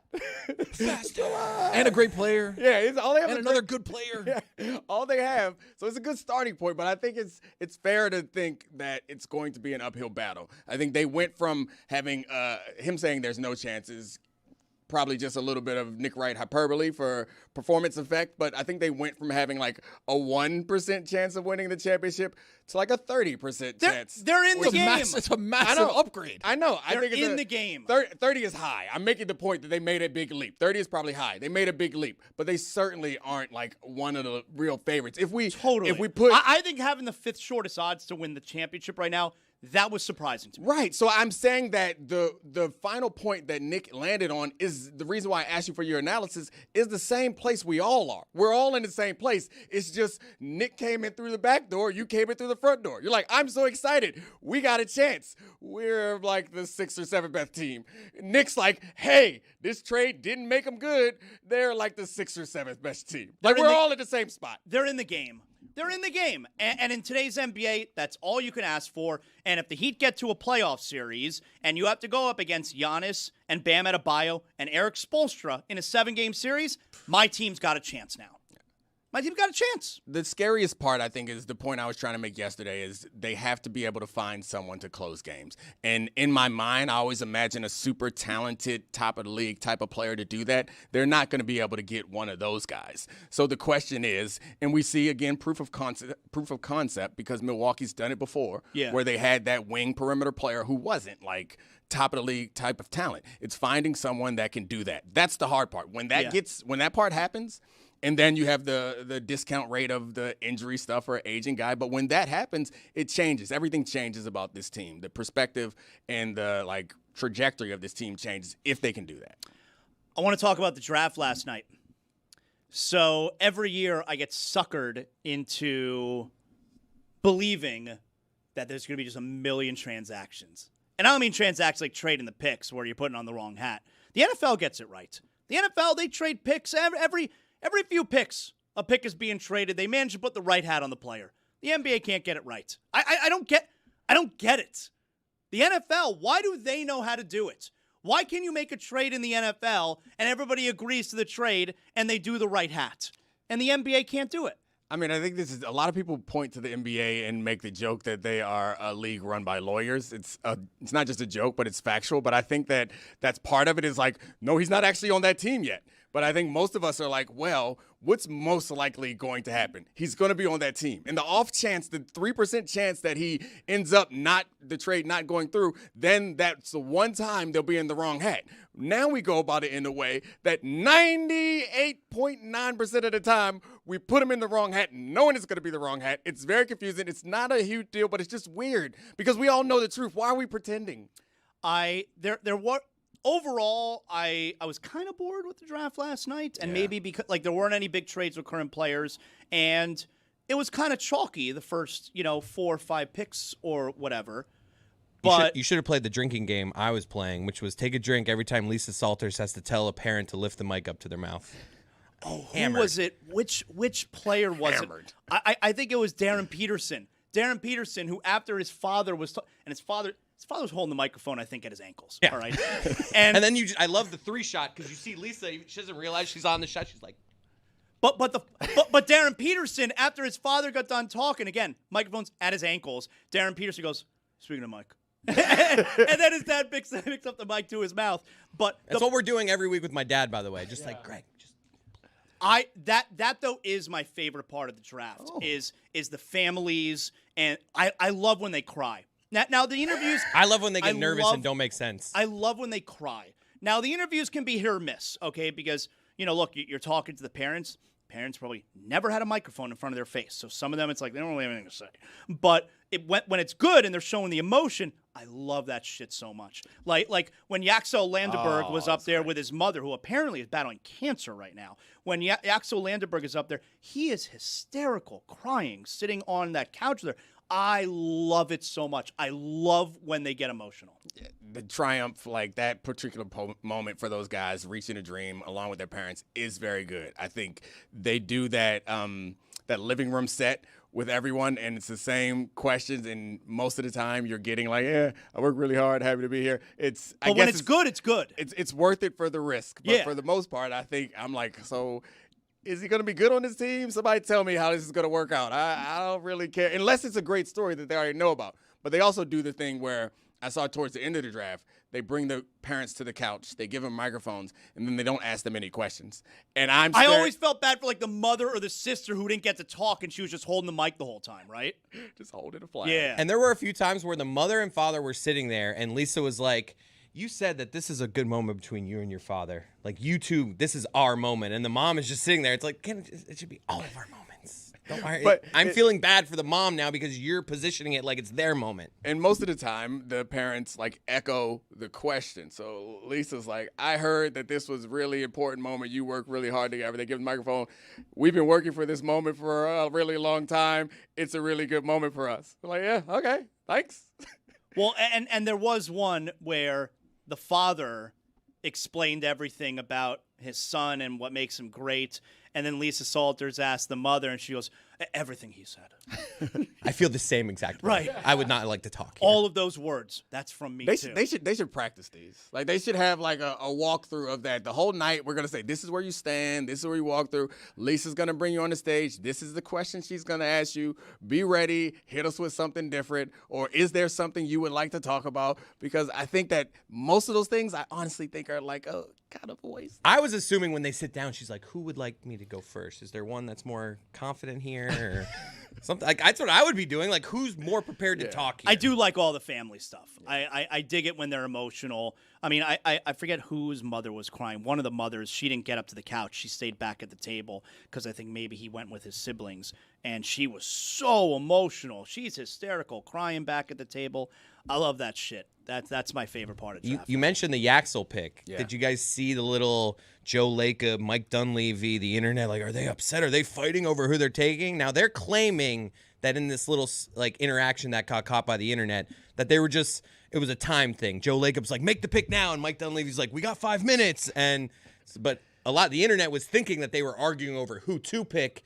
They have since, put those flames out. But Joe Lacob, come on. I just feel like it's a bad look for the owner. If you got to at least be sitting down. You got to know the optics. You got to know there's a camera there. Like, Yeah, I mean, they know it's a camera there, and you got to be the one making the call. It feels like whoever's making the call is the power player, even though we know it's not true. I will say, because they're claiming it was just a timing thing. Dunleavy's like walking away, like on the phone, like, sorry, you can't hear what's happening here. You're very excited though about DeBonsa. You're a DC guy. You live there. Like, this gets you to go to Wizards games now? Absolutely. I mean, I've gone to Wizards games when they weren't good. Like, I will be so excited to go to these games. I met AJ at Game 4 of the Knicks game, which was an awesome experience, and AJ seems like a really You were great at guy. Game 4? Yeah, I was at Game 4. Wow. Where were you sitting? What you know about that Game 4? I mean, I know it was really good. I mean, I was sitting in the 100s. Like, I didn't Okay, get down whatever. low. I wasn't up super high. It was great. I did not pay actual, like, the aftermarket prices. I couldn't figure that out. My man Charlie, we mentioned earlier, got us to connect to get us into that arena. It was an incredible experience. AJ, though, really cool guy, smart kid. He's going to be awesome. That team has never really had a player like that. That high, super high talent, super high value prospect on the wing, like the most important player on the floor. It feels like there's some optimism. And we also got Trey. I like Trey, man. Trey's a good passer. I like Trey Young too, cold. but they gave him $250 million or $212 million. 4 years, $212. So we're talking $53 million a season. I did that quick math. Didn't even have my abacus with me. I did it in my head. That's $53 million a season for Trey Young. And like, I get it. Like you're saying, how all right, at least we got someone to watch now. You got like Trey Young's an exciting player, but I just. They have to get over the minimum. Like that matters to 90% of the cap, and they have a team that's full of young first contract players in Trey. I think you probably, of course, it wasn't a huge market for it, but I am never going to argue against a guy getting paid, especially a guy who I think could be valuable in the right situation. They have like long wings that can help him out defensively, and I think his passing ability. The one question mark is like he gives off great shooter, but his great shooting numbers have never quite shown up. I think the ball dominance could be a concern. AJ is going to need the ball a little bit more. But, I mean, I think it's interesting, exciting, and you got to take into account Miami or Washington isn't Miami. Like, we haven't been in it all the time. This feels like something. Like, I'm excited You're about not all of it. spoiled. Yeah, I'm the opposite, where it's like I'm finding any way. We got someone! And we got a guy. We got a couple of guys. And Trey Young. I mean, Trey Young hit game winners in the playoffs. That's more than what we got. The we Knicks got a fans guy. hate Trey Young because of what he did Exactly. in the Garden. We got a guy that people care enough about to hate or love. We got a guy. The Heat and could use a Trey Young. You would be dying for a Trey. Not for that money, but No, but it's fair. You got a fan base who has never had, who has not had anything in so long. At least you can get a little bit excited on game day. We got some exciting players to watch. You have to. The most exciting people were probably the sales team because they work for commission, and for the last 20 years, that Wizards sales team, they've been working their ass off, man. Yeah. They're like, hey, we got a special after the game. There's a concert. It's a don't worry, we got something happening. We give free T-shirts if you come. Like now they can be like, hey, Got some young guys, man. We got some guys. Hit my line. Get in on the ground floor. I'm fielding calls. I call you back when I can. That's what they are. I'm busy. And you know what? It's not saying spam likely when they call anymore.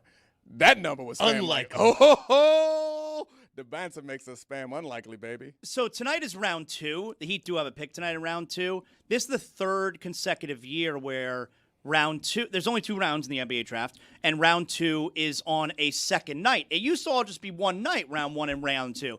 And this is the third year they're doing this. If you remember, the first year they did round 2, which, look, it's not like the NFL. You pick a player in round 2, you want that guy's going to be a starter on your team if you made a good pick. In the NBA, round 2, half those guys aren't even going to be in the league, all right? And 3 years ago, the very first time they did a separate day for round 2, why was that? Because Bronny was about to be drafted. Yeah. So they had its own day because they'll never admit it, but no, it was because Bronny is going to be drafted. So round 2 is going to get its own day.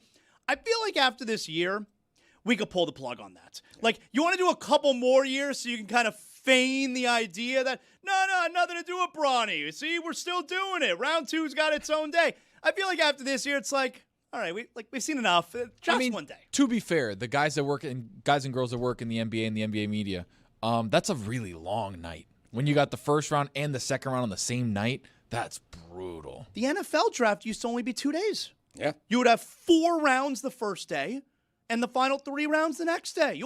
And the first round was 15 minutes between picks. As a show that often live streams these first rounds, let's stick to 1 round, please. And thank you. I get to tell people that I was a day 1 pick. I'm old enough to be when the first 3 rounds were on day 1. So, hey, were you a first Well, yeah, you round tell pick? it to someone else, like, holy shit, you were awesome. It was a day Right? day 1 pick, y'all. Yeah. That was me. Day 1 pick. Yeah. I got a spam likely call while we were on the show, and it just reminded me that my dad, who's retired now, has taken it upon himself to answer these calls in spam emails and give them the runaround. He's a freedom fighter. Oh, you want to try to mess with I my like day? that. I'm going to mess with your day. He's like, I got time. I got Nothing plenty but. yeah, Let me speak to your supervisor. Yeah, you gonna send me some money? Cool. I'm gonna talk to you for an hour about how you gonna send me this money and never actually give you any account information. We gonna mess around for as long as you want to mess Let's around. dance. I'm gonna make you quit. I'll make you hang up. Well, it's I easy- got the left. It's easy to do that now with because you'll get the spam texts now. Yeah. So it's real easy to mess around with these people on the text.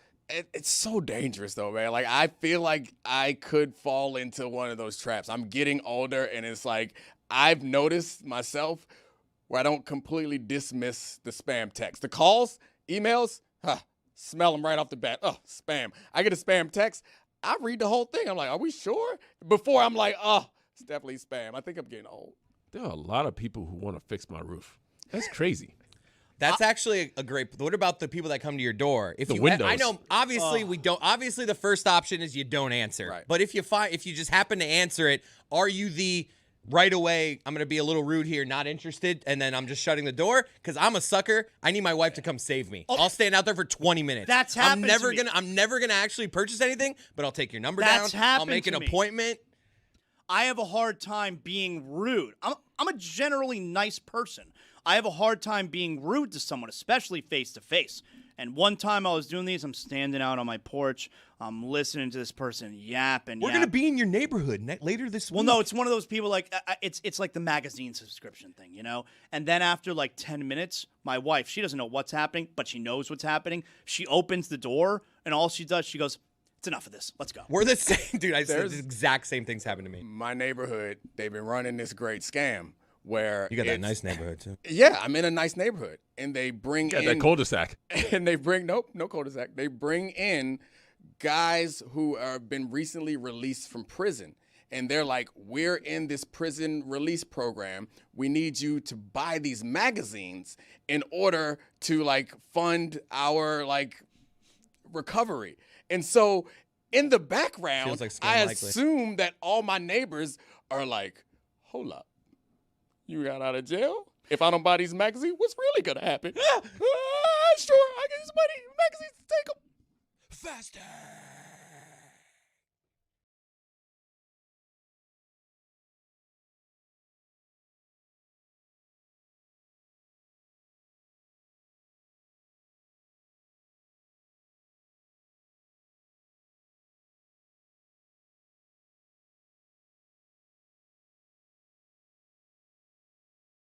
Nick, before we let you talk about the Steelers, you're in luck because we have the Love Doctor.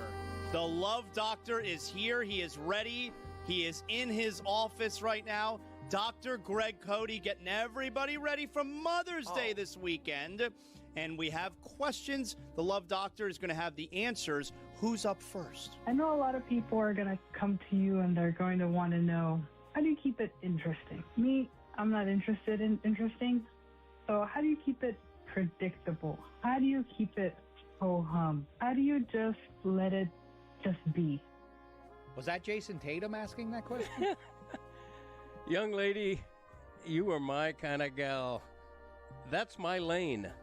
That's my lane of romance. I invented predictable. Nobody has perfected the art of dull routine like yours truly.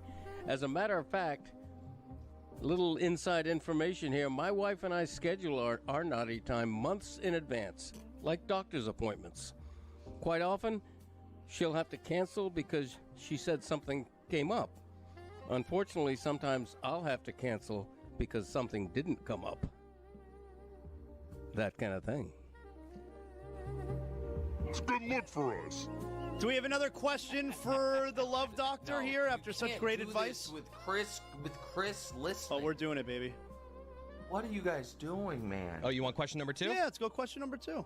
Oh, yeah, Greg. Hey, man, I need your help, man. So I'm out of town for Mother's Day, trying to figure out what can I get my girl for Mother's Day in another city. Oh, wow. Buddy, I'm worried about this. Not one, but 2 of the Love Doctor's marriages began rending like cheap fabric when Greg was either out of town at a sporting event or away at a doctoral conference. And the exes were doing the clandestine bumpy bump behind my back. Jack, I suggest you get your girl what you'd never expect, a private eye to keep an eye on her randy ass. You know about that randy ass, Nick? I don't like this at all. Thank you, Love Doctor. Don't go anywhere. We may go back to you. Appreciate you. I don't like this at all. Somehow, the least embarrassing Cody on today's show. Wait till Nick finds out that Chris, with Greg sitting nearby, admitted about a half an hour ago that when he's having a hard time becoming aroused, he thinks of his wife's twin sister to get in the mood. It was a shocking revelation. That's what happened, Nick. Shocking. That happened. Yeah, he did. No, he did. Yeah, he did. Yeah, he did. He did. It was shocking. Unnecessary, also. I don't like. This isn't. Again, I might need a mean here. This isn't kayfabe. Kayfabe? Kayfabe. Which is it? I don't know. Kayfabe, wrestling nerd here at your service. This isn't. Zaz could have Thanks, helped Mike Ryan. This isn't kayfabe. I don't like this at all. And I would appreciate if you guys turned the music off. This is not great. So the Steelers. Are you ready to do your catchphrases? I heard there's some controversy around the. It's the Greg Cody Show featuring Greg Cody. He is counting down his top 50 catchphrases of all time. It has been a successful months-long joke. What is the controversy surrounding your catchphrase list? What is the issue? It's big. The controversy is that based on quality demand, the catchphrase countdown has suddenly increased from a top 50 to a top 60. What? That's right. And it's controversial. Of course it is. You told us it was a top 50, and we told you it was something you were making up as you went along, and that you weren't going to get the numbers right, and now you just changed it. He botched it to such a degree that there are so many good ones left that we're just pushing all the I knew that was going to happen, though. That's exactly what we were saying. Your brain beating me. How did this happen? What was the ruling? What did the committee get together and decide? How did it happen that it got expanded? Now, no one's going to complain about this because more catchphrases is great, but we told you this was going to happen, and we told you this was a sloppy list by you. The others, they all learn from me. Yeah, right. No, I looked at all the catchphrases remaining, and there was only 14 left, but there were like 20-something good ones. So I'm like, thank you. Let's go. Push Wait a minute. So how did you do it though? Are there now? Is there now a new list 50 to 60, or No, what are you doing? everything that's been said is just like what was 50 is now 60. Yes. There were 14 left, and now there's 24 So we're left. not in the top 20 No, anymore? now we're at 23 we were and 24. in the top 20 of the countdown, and now we're at 24? I'm telling you, they're bangers, though. There are just bangers There left. is nobody that's actually upset about this development. Come on. You've got to honor the list, though. I'm telling you, I got a peek. I don't know the exact order, but I got a peek of what the top 10 looks like, and it is just banger after banger. Yeah, Yeti hated it. He's against it. Yeti thinks that we should just make him live with the world he gave us. Should. Like I mean, I asked you several times throughout this whole process. Have you thought this out? Have you planned out the list? You know that there are 50. You kept assuring me that you have it all under control. Driver comfort is paramount. He ain't wrong. You know, part of the beauty of me is a bit of serendipity, a bit of You're the kind of guy. unpredictability. And so the same is true with this list. Okay, whenever you do a countdown, Zaz, bank this information for your future. Whenever you do any sort of a countdown, controversy is good. You want somebody to say, that sucks, that should be lower, or that's, wow, I can't believe that's not higher. So wait, so what used to be 50 is now 60. Yes. So we've gotten fraudulent rankings up to now. All the numerical rankings we've gotten up to now are all wrong. He can give you the updated, like number 60, he can give you the update of whatever. I know, but they're every previous incarnation of this that we have given the American public and internationally has been wrong. I would say adjusted more than wrong. Adjusted. Maybe to Greg's credit, too, I've never heard of a top 60. Thank you. Well, how do we know it's not going to end up being 62? Because he's going to think of two more on his way home because he didn't plan any of this It out. would never be 62. It could bump to 65. It would never be a number like 62. We would obviously go in fives, Dan. Here's also the thing. This is a big question of mine. So you have left 10 out, which is why you are expanding it from 50 to 60. But the 10 that you left out are automatically like they're in the top 23.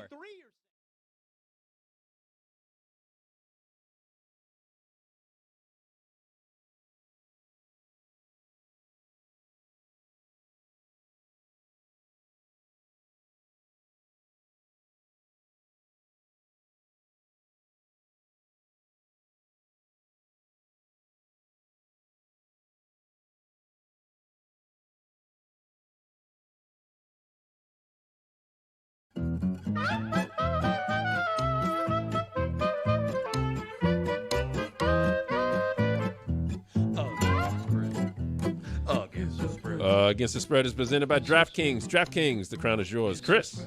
Oh, Scotland finally plays in Miami tonight. They've been here what feels like 3 weeks, partying, having the time of their lives. The Tartan Army is in full force. I know Brazil is going to bring it strong tonight as well. Brazil's got great They fans. got great fans. Brazil versus Scotland. What an atmosphere it's going to be tonight at 6 p.m. in Miami. I'm going to take Scotland plus 1.5 goals with all that energy from the fans. I think they're going to compete. I'm not saying they're going to win. I see them losing by 1, but plus 1.5. You get to root for that fun atmosphere. Root for Scotland. That's my pick. Scotland plus 1 today against Brazil. Against the spread. Hey, World Cup fever is here. Join the Le Batard Show and DraftKings Sports for Colombia versus Portugal. It is on Saturday, this Saturday, June 27th, 7:30 p.m. Eastern Time at Lost Boy Clubhouse, 157 East Flagler Street in downtown Miami. And remember, DraftKings Sports now available in all 50 states. All 50. See you there. So, trying to explain, Chris brings up Scotland and the game tonight. They're playing here against Brazil. Great. Just got buzzed into my ear. There's been a challenge on the play earlier in the local hour. I'm going to have to go to the video and see what the challenge is, but we just got a challenge. There's a challenge. Play under review. We'll have a clip in a second. No joke, but I swear to God, this second, I just got a text. Hey, Jonathan, here with the local Hollywood tree crew. Swear to God. We're doing tree removals in your neighborhood. Any trees you'd like to remove? I swear to God, this second. There's got to be a balance when you use a company. That doesn't give you the right to text me every day. I took a boat out in the Keys like 4 years ago, and I still multiple times like, hey, you want a boat today? Hey, we got a boat. Oh, how'd you know? I was going to call you. Yes, I do. Hey, I'm aware of your company. Used you last time. Enjoyed you. Gave you a good rating. I'll be back when I need a boat. Stop texting me. You're going to opt out. Just say stop. If I had a tree I wanted removed, I'd get a tree removal. That's what I would. All right, so what's happening now? A construction worker's coming in to review the play. We've had a challenge on the play. We're gonna go to our. Why should you be? Why are you nervous? We're going to our video review here to see what the challenge was on. Look at him. He's got it like he's leaning into the mic, like he's one of the NBA referees. This is Zach Zarba here. That's exactly right. Let's roll the tape and see where the challenge is. Anteto and to. This is where the K's show up. Kupo, Koumpo. Yes! Got it! In your face! We gonna win today! He missed a letter. Yeah, as you can see there, he switched the M and the N. Ooh. What are we giving? Wow. I'm very sorry to do this, but Oh wow.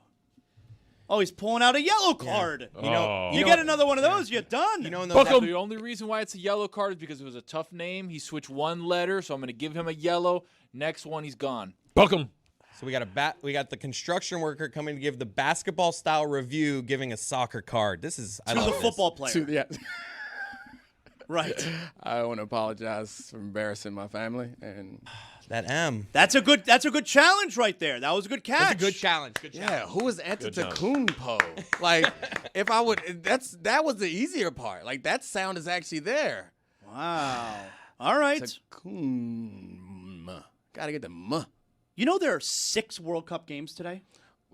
There are 6 games today. Because we're at that final game of the group stage where they want to put people at the same time. Get it all in. No funny business. They don't want people seeing results. Oh, so is this the final? Is this the first day of the final games of groups? Yep. Okay. All right. Everyone is beginning their third and final group stage matches today. I felt like I understood it until you just said that. Like, I knew what was happening, and then Zaz said something, and I got confused. So it is the final day of the group stage. Of the round robin, right. Like opening round. As they do in soccer, they all play the same time so that we don't have like scoreboard watching. So shenanigans. Where in order to have a game, because there are teams who, like U.S., fortunately enough, won enough games that they had a game that didn't matter, and they just they can potentially mail it in, so we're trying to avoid that. They need a draw to win the group. So I think the easiest way to do this is groups A, B, and C are all playing today. They're playing their final group games today, starting at 3 p.m. Eastern. So, all right, you got some stuff on the line today. Like, today's going to be some good soccer. I could be way off on this. I should probably have looked it up, but I had heard earlier in the week that the Bosnia-Qatar game is relevant to the United States, that if the United States end up winning their group, they would essentially play the third place of that. Well, the U.S. has won their group. No, because they have 6 points. U.S. won their group. Okay. Yeah, they've won their group. I saw the other teams have 3, so they could get to 6 too. Right, but one of the teams that has 3, the U.S. already beat head-to-head. All right, well, so they won their group. My point is, so the Qatar-Bosnia game, unless I'm incredibly wrong, I'm going to verify this now, could be like the winner of that game is who we play in the knockout. That makes sense. Hey, get the cards ready. Get the cards ready. Damn, right after a challenge, I did that. Get the cards ready, big dog. Get them ready. I got to get buzzed in from my ear from Secaucus. So I don't know what's sweating. Going on. You guys have heard about the invasion today? Okay, Dominique, I don't know anything. Well, I know very little about this, but what I do know is, so we have Scotland, Brazil, which is taking place here. I can only imagine. Chris, can you actually look up, please, on the fly here? Go to Ticketmaster. What is the get-in price for Scotland, Brazil tonight? We're only hours away from the game. For this morning, it was 3,000. I'll check again. Damn. Okay, unbelievable, right? Like, the only way a family goes to this game tonight, it's crippling credit card debt. That's how you get to go and see your country play. I had the thought yesterday, before looking at prices, I'm like, I did Scotland fans. I'm like, let me think about this, and then I saw the price, and I was like, I'm gonna have to ask my dad, and I didn't do that. So They're playing today, Scotland and Brazil here. No, you better not say Hard Rock Stadium. If you say Hard Rock Stadium, all of a sudden you have to look over your shoulder. All right, FIFA's coming out. $3,200 get-in price. Unbelievable. What would it have to be for you to say, you know what, I do really want to go tonight? It's going to be a great game. You need 2 tickets, right? I don't want to go by myself. Yeah. Yeah, that $6,000. I don't even know. I would rather like if it was Game 7 of the fight. Like I got those seats cheaper for Panthers because I had season tickets. Like I'm not paying $6,000. I'll just watch it at home. What if you see something you thought you'd never see in your entire life? Okay, so explain. Brazil fans. No, you've seen Brazil fans. No. They got great fans, Brazil. Let me tell you something. So I heard Tony's all riled up this morning about what did you call it now? An alien invasion. All right, can you explain this nonsense? Okay, so there is a psychic and nonsense. spiritualist out of Brazil, and she says that she's had multiple dreams that on June 24th at the Brazil-Scotland game in Miami, there's going to be an alien invasion. We're on the pitch. Huge motherships are going to show up. Very Men in Blacky. Multiple motherships. One mothership, other satellite ships are going to show up at Miami Stadium. And they're going to abduct players from the field with mechanical arms and also get people from the stands. Thousands of people are going to be taken from the game tonight, according to a psychic in Brazil. It just hit me that FIFA isn't forcing us to change the names of the stadium because they're greedy and they want all the money. They're trying to confuse the aliens. Aliens going to be looking for one stadium that doesn't exist anymore because we're playing at Miami Stadium. Like they're using their alien ways. Yeah. So like, oh, it's Hard Rock Stadium, but damn, this one's Miami Stadium. Flying in circles. Not ways, Thought it was right W-A-Y-S, alien W-A-C-E. The aliens are like. That's them complaining about the What's prices. it called when you're racist against aliens? Is there a name for that? Alienist? I think I don't know. Alienophobic? Get the cards out. Juju, put it on the poll, please. Is it called alienophobic if you're racist against aliens? So this lady is staking her claim. She's got 23 million followers on social media. 23 million? If you're a psychic and your run game on, hey, I can predict the future. I know what's going on. This is a very bold thing to do, to be like, there's going to be a massive alien invasion here, and then if it doesn't happen, what do? Business model's done. Nah, you gotta. I mean, they're scammers. Right? They know that they gotta move, right? They got to spin. Yeah, she gotta spin.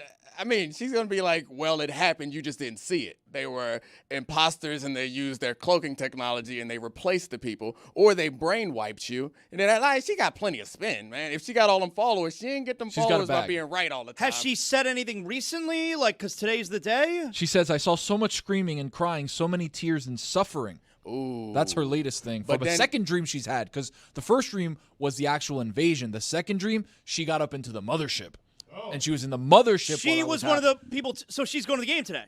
Maybe. Or she got that was in taken a dream, somehow, some right? other way. So how do you know which dreams are like telling the future and which dreams are just like dreams? Because I assume she has some dreams where she's like doing like she's flying or something, and then she wakes up and doesn't fly. Like, yeah. Don't you have a flying dream? I got flying dreams. Yeah. Okay.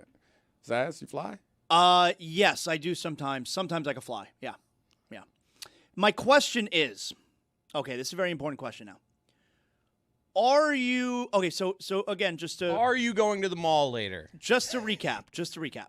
This woman, a Brazilian psychic who has millions of followers, so she must make a living doing this. All right, even though it's bullshit. So she says that there are going to be multiple alien motherships that descend upon not Hard Rock Stadium, Miami Stadium, during the World Cup soccer match tonight, Scotland and Brazil, and that people are going to be abducted, players and fans. Thousands are going to be abducted by these alien motherships.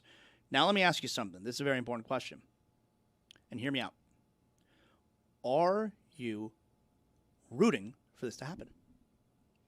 And the reason I say that, you may say, Zaslow, what a ridiculous thing to say. Hear me out for a second. I would say that. Are you rooting for this to happen? Because there's one part where it's like, no, of course I don't want that to happen. The world would stop. It would be crazy. She's seeing suffering, and you don't want any of that, all right? But do you want it to happen? Because it'd be like, holy shit, this is unbelievable. Yeah. There are aliens. We know they're aliens now. They're the motherships, and they are abducting our people. Oh my God, this is the craziest thing I've ever seen. Are you rooting for it to happen now? I think I am. What? I think I am. I thought this was the worst hear me out ever. I was hearing you out. No, he's onto something. Okay. Hear me out. He's onto something. Especially if you paid $6,000 for the ticket. I want to see something. That is true. Go watch the soccer game. I'd like to $6,000. see something I can talk about. Let me see some motherships in the air getting people on robotic arms. Give me a little content here. That's content. That is content. we could do a really good show tomorrow if it happens today.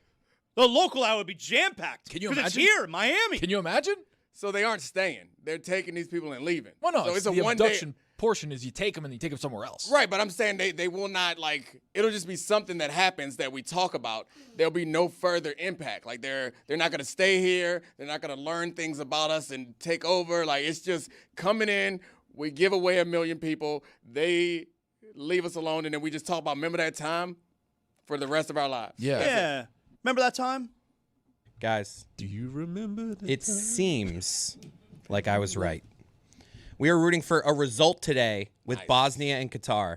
If they tie, that opens the door for the U.S. to potentially play Senegal, which is one of the third place teams, a team we're trying to avoid. Right. Whereas if there's a winner in Bosnia and Qatar, they are most likely to play the U.S. in the round of 32. So that's what you're rooting for today. It doesn't really matter who. I don't know if you have a. What are we rooting for? Well, I would just say I think either. I don't know. Maybe Bosnia off the top of my head. No, I'd rather. Rooting for either is not rooting for. No, that is. It can be a tie, Zaz. So you're just rooting for a result. You're rooting for a winner. You're rooting for someone to win. Right, if it's a tie, that makes it where you could end up playing Senegal. Okay. And we're rooting for the mothership. Maybe it's something to talk about. Can you imagine you and your kid watching the game? It's like, the mothership! What would you do if you're watching the game and then all of a sudden the mothership descends upon the stadium and, like, it actually happens? But you're watching, you're safe, you're watching in your living room. What would you do? Like, do you yell across the house? You want your wife to come see what's happening? Like, what do? You grab your bat and you head down to the stadium. I'm about Head that down action. to the stadium. I'm about that action. You just gonna let them come? You're trying to break out the phone? You're gonna record it? No. Fighting these aliens. Oh, you gonna let them come and take your people? Wow. We gotta. Is that not? Oh well, it is really expensive. $700 to park. Yeah. Oh yeah. Well, they can have them. They can have them if they come. Yeah, we got to buy a parking lot.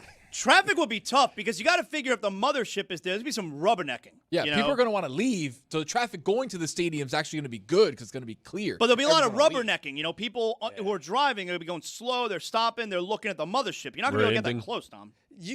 Well, I'm running. Like, you got to fight them. Or you're going on foot. You got to fight them. You're not going to fight them seriously. You're not going to fight them. You're going to hide. Well, you're going to get to a certain point in a car, and then get out, leave the car stranded, and then go on foot. But I know I sound crazy, but seriously, though, if there's aliens invading, would you rather go and fight or duck and hide? Because the duck and hide portion is, all right, I might live for a couple more days, a couple more sad, scary-ass days, or let's go fight this thing. Either we fight or either we go push out like it back, a champ. or you go out like a champ, or you actually win. You guys are parking the bus. You can't park the bus on life. You parking the bus on life. You get your baseball bat. Well, we're in Florida. You get your firearm. You got your firearm. You don't need a baseball bat down here. I was thinking D.C., where it's much harder to get one of them weapons. You get something. You head down there. They might be allergic to, I don't know, grass. Call your grass man. Take some bags of grass. Throw it out. Figure it out. And you fight back. I don't know. I'm not in the National Guard, man. Like, National Guard needs to come over and, Air Force. Nah. They are for, like, this is an all hands on deck. I don't know about that. You better get your hands on deck. Yeah. This is not like country versus country. The country versus country, we got people for that. Right now, we need everybody, men, women, and children. You're looking at me like, don't worry, Zaslow's on his way. Yeah, I mean, you could take a couple shots while it's kind of like an NBA fight. You don't want to be the guy walking away. You want to be the guy walking to the fight. Even if you're not going to throw anything, you got to do something. You got to show for the boys in the film room. Hey, look at me. I was. Look at me. They stopped it before I could get there, but I was there. I was on my way. Look at the inertia. Moving this way. Tony's got an idea. I got that thing on me too. You got to. Well, hopefully it all works out for these Scotland fans, all right? Because these Scotland fans, Scotland taking on Brazil tonight at Miami Stadium, Hard Rock Stadium, they've been having a time, okay, the last couple So of much days. vacation time for these people. Aliens versus a Tartan army. They've been at the Marlins game the last couple days. My son said to me, my 4-year-old goes, why are they at the Marlins game? And I didn't really have that good of an answer, Like I told him, I think they just all want to be together and have fun, But why the Marlins? Like I saw they're at Mike. I think there's just so many of them. They're everywhere. They are everywhere. They were at Mike's bar. Yeah, they just want to be together. And see on the video, like Jeremy, look at him. He's all up in their business. Can we get Jeremy actually? Can you want to send Jeremy a note real quick? I think he's working the Marlins game, but I will text him. Send Jeremy a note right now, okay? I don't care if he's at the Marlins game. Send Jeremy a note right now, and let's get him on here because Did he have a kilt? I think he had a kilt. That's why I want to talk to him. Is that? I mean, a little bit of appropriation. Have you ever worn a kilt? I would never disrespect them by putting on a kilt. Is that disrespect? Like I don't know. Appropriation? Your culture is not my costume. Shout out to you with a kilt, and I don't know if it will work for me. Yeah, look at that picture right there. He's wearing he's wearing a kilt right there, and we have Jeremy. We have Jeremy from Marlins Park. All right, let's talk to Jeremy. Jeremy, yo, were you wearing a kilt the other day? Yeah, of course. Jeremy is coming at us live from Marlins Park. It looks like he's in front of the dugout. Thanks for jumping aboard with us. So you've been hanging out with these Scotland dudes the last couple of days at Lone Depot Park? Yeah, the Tartan Army. Like, they're incredible. They won't stop chanting, which is kind of my favorite part of all of it. So they brought like a really, really cool energy to the ballpark. Like it was a good weekend, having like Flanagan's Fest and having Father's Day and all that. But then on Monday, all of a sudden, like the entire upper deck in right field is full. And you've got all of these Scottish people who literally had all of the $5 beers before first pitch even happened. Like the energy was insane, and they were all wasted and kind. I love it that they replaced the normal Marlins energy, which, I mean, I haven't been to a Marlins game in probably a year. And that energy that I felt there was not the energy that I saw in the video. So it's nice. It's a normal. Well, they have a really handsome new in-game host. And that guy's really changed the atmosphere. You know, they've actually this season set the record for the most wins in a row ever at Lone Depot Park. And a lot of people are giving credit to that host. Let's get to that kilt action. They call him Uptown Pale. Oh, that's a good nickname. That's good. So they were fine with you wearing a kilt? Like, I feel like it's something you got to earn. Oh, yeah. They encouraged it. No, they encouraged it. They What taught me how to material is be your a true Scot. Oh, mine was purchased at Party City. All right, let's get to the meat and potatoes here. All right, because when I think you call it a meat and potatoes. Okay. I've never worn a kilt before, but to me, the advantage of wearing a kilt is I'm not about wearing that underwear under the kilt. If I'm wearing a kilt, we're going we're free balling. You all look right. like you wear a kilt. I've never worn one, but I can picture you in a kilt. I think it'd be cool. I think you look like, I don't know. I think you look tough when you're wearing a kilt. Maybe just because I've seen Braveheart a bunch of times. You know, Jeremy. And Rowdy Piper. And of course, Rowdy Piper. Jeremy, were you free balling? Were you free balling at the Marlins game? Were you working the Marlins game? You have a microphone. You're an in-game host, and true or false, you were free balling. I'm a professional. Dad. True. Yeah, you were swanging. True. There were bats being swung at the Marlins game. Yes. Whoa, what? There were baseballs. It's not free to come to the game. You have to pay for a ticket. Juju, put it on the poll, please. Was Jeremy free balling while working the Marlins game a couple of nights ago? I was a true Scot wearing a kilt. Free balling. I was a true Was it comfortable? Scot. He was a true Scot. The air must have been great, right, Jeremy? Yeah, that feels good. It is air conditioned at Lone Depot Park. That is an I'm talking advantage about your during ass. Summer. Yeah. We're talking about in the kilt. A draft. Where you were wearing no underwear. They were saying that I kilted. I will say. When you went to the bathroom, did you just lift up the front of the kilt and just like let it rip? Or? Yeah, how'd that work? Yeah, yes, that's true. Because you were free balling. Oh, I think they're calling. I gotta go. He's embarrassed. Did I embarrass him? Why would he be embarrassed? It's nothing to be ashamed of. It wasn't like he was out there just buck. At least he didn't say flamly yesterday.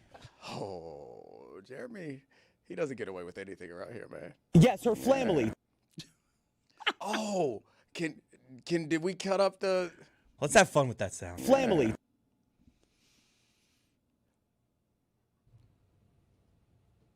My man. That's the one that I wanted. You know what I need. My man. My man. For those who weren't here yesterday, Jeremy was doing the thing that I think we've all have done before at some point, is that you are like trying to be like chill and relax, but with people that you don't really know. And on the street, he was doing like some heat analysis, and some guy was really excited about the heat, and Jeremy ran up to him and was trying to be cool with him. It was not on the show yesterday until the end, and then he did this. Kendall, good work. I stopped here to tell you this. Dude. We are freak. Yeah, I love that. Jay? Yeah, Jay, listen. My man. It's been 10 plus years. This is what we did. My man. My man. I mean, I'm not judging him. I think I am. All of us have been in a situation where you try to be relaxed and it doesn't come off quite cool enough. I've used my man before in that setting. What's up, my man? My man. Yeah, it was too much enunciation. It felt like it was the first time he called somebody my man. My man. My man's one word. My man. Now can we take his family mistake and bring it into other iconic show moments where we use the word family? If you think that your family would get a lot of joy from seeing you go to the Hall of Fame and they're getting up there in age, Why are it's you like talking your like parents. We have one with Brian Kelly. I'm here with my family, and we are so excited to be in the great state of Louisiana. And we have one with Cam Cameron. And we drafted again. Family. I've known this family for over 10 years. I've watched this young man for a long time. Ted Ginn and his family will give us everything they have. I promise you that. My man. Boy, that crowd was not feeling Ted Ginn. Man. Getting booed when you're drafted. Didn't the Spurs got booed last night, right? When they were getting drafted. But I mean, draft was in New York, which you expect. yeah. I mean, but it sucks for a guy in that moment. Like, you are having your big moment and people are like, boo. Like, you remember when Porzingis got drafted and the Knicks fans were like, nah. Well, the big one that I always think of was when the Eagles drafted Donovan McNabb. Oh, yeah. That was like the famous one because did they want? They wanted Ricky. I was just saying, I think it was Ricky Williams that they wanted, and they drafted McNabb. Ooh, they booed him out the building. How'd they react to your draft pick? Confusion. Cheers. Yeah. I mean, by the time I Maryland. got drafted, there were probably nobody still left. That was back when they did it at Radio City Music Hall. I was like drafted in the 90s, so like, nobody What'd you cared. do, like a little house party? Yeah, we had a little house party. Did you have a camera there? No camera. You had that Lev at the time. Nah, no Lev. Almost every Jets draft they are booing. Remember Carl Bradley, that pick? Yeah. Picking a tight end in the first round? Kyle Brady. Oh, Carl Brady. Sorry, Yeah. Carl Brady. Yeah, Kyle Brady's the famous one. Yes, where they booed the pick. I had to explain to my son last night. You know, Adam Silver gets up there, and my boy really enjoyed where I said, "Doesn't Adam Silver look like he looks like a Q-tip?" My son thought that was the funniest thing ever, and he said, "Why are they booing him? He didn't even do anything." And I was like, "It's just what you do." Yeah, you got to boot. I mean, that's the Roger Goodell thing. You got to boot a commish. Like, and Roger plays into it and loves it now. Now it's just a thing that they do to all commissioners at every draft. Well, actually, Gary Bettman. Yeah. Yep. I mean, commissioners are pretty booable, man. Of course. Like, it's hard not to be a booable commissioner. Of course. Tony, with the NBA draft last night, there's a lot of storylines, all right? You got a top 5 for us to keep us updated what's going on with the association? Yes, I do. A top 5 storylines through the NBA draft. So we're going to have a little OLI, and then we'll get to the top 5. OLI, number 1, Sacramento. Welcome to upgrading to being Portland now. Sacramento drafted Darius Acuff Jr. Very good pick. Good pick. Nets should have taken him. They got Michael Brown. Also very good pick. But Portland, and a guy who got drafted there out of a small school, even though Darius Acuff went to Arkansas, Damian Lillard, very comparable to Darius Acuff Jr. And Sacramento, who I don't even know who's on the team at the moment. Like, they just have a roughshod roster of I mean, they still old got guys. Sabonis for now. Sabonis for now. DeMar DeRozan. Do they have Keegan Murray? Yeah, sure. All right. Is Malik We Monk got still you, running Zaz. around? You know their roster. Like, but a bunch of guys that are just like not really that good. So Sacramento has upgraded to being Portland now. So that's good for them. Number 5, are the Clippers going to make any moves coming up? My man. The question is, we thought they were going to go get Darius Acuff Jr. There was a lot of questions about Kawhi Leonard, about his situation. Were they going to be in the Jaylen Brown conversation? Seems like they're not at the moment. They go and get Wagler out of Illinois, good big guard to pair with Darius Garland. But are they done? Does Steve Ballmer have a bag of tricks that he wants to pull something out of and try to get something for Kawhi, who may be headed towards some sort of situation? The Heat should trade for Kawhi. Okay, so let's talk about that. What do the Heat still have asset-wise to go get Kawhi? Nothing. But they should get You it. got Jovic. Would you like a Jovic? Yeah, you got Jovic. You got Norm Powell. Trade him back. Andrew But Wiggins. you don't actually have Norm Powell, though, right? Well, you can sign and trade. Yeah, Wiggins would have to be part of the money, right? But he'd have to opt in. Like, you can't do that until the league year starts. Okay. So there's something there. The Clips have an interesting situation, especially with the aspiration conversation if something's going to happen there discipline-wise with Kawhi, with draft picks, with whatever. Seems to be smart to get out of town while you still can. Number 4, will we remember this top 4 in 10 years? My man. Right? It's been a I very, think we might. very big talked about top 4 between Boozer, DeBansa, Peterson, Caleb Wilson. Everybody's talking about Caleb Wilson, maybe the best guy in the draft. We don't know. Darren Peterson should have gone 1. Like, to me, I think Cam Boozer's probably the last of those guys, just athletically. I don't think he's on par. But there's been a lot of drafts that we were like, wow. Lowest ceiling but highest floor, I think. Sure. Cam Boozer. Sure. And to a Memphis team with Zach Edey, like that'll be interesting as far as a front line. No one cares they have John Morant anymore, you know? We don't know if he's going to be on the team. But it's amazing. Like a few years ago, this guy was like he was in such a good spot, and now it's like, oh, nice. They drafted Cam Boozer to pair him with Zach Edey. Zach Edey. Yeah. 7'4" statue. Number 3, teams to keep an eye on after the draft. My man. The Wizards. My man. The Hawks. My man. The Jazz. My man. Jazz, sneaky, good little move around what they've been doing. They've gotten a lot of good pieces. Darren Peterson's a very good player. If I'm a Jazz fan, I'm a little bit excited between Markkanen, Jaren Jackson Jr., Ace Bailey, yep. and now Darren Peterson. I feel like I got something to watch every night. There's something there with the Jazz. The Hawks getting Kingston Fleming is a very good point guard that they needed. Jalen Johnson's been great for them. Like the Hawks are doing a lot of good moves. And who knows? Maybe the Hawks wind up trading for Jaylen Brown. You know, all of a sudden, now it's a really good team in the East. And obviously the Wizards. I like what they've been doing. They've got some playoff potential, in-game potential next season. Number 2, Dusty May won the night. My man. Between getting 3 guys drafted in the top 15, having the clip of him dapping up, laughing, and then going complete mog face straight to the camera. Mog face? Yeah, he's mogging to the camera. My kids say it. Your kids say mog, Dominique? Nah, my kids aren't mog sayers. He did the thing where he was like super excited and giddy and genuine, and then he realized he was on camera and like made his face look mogging? cool.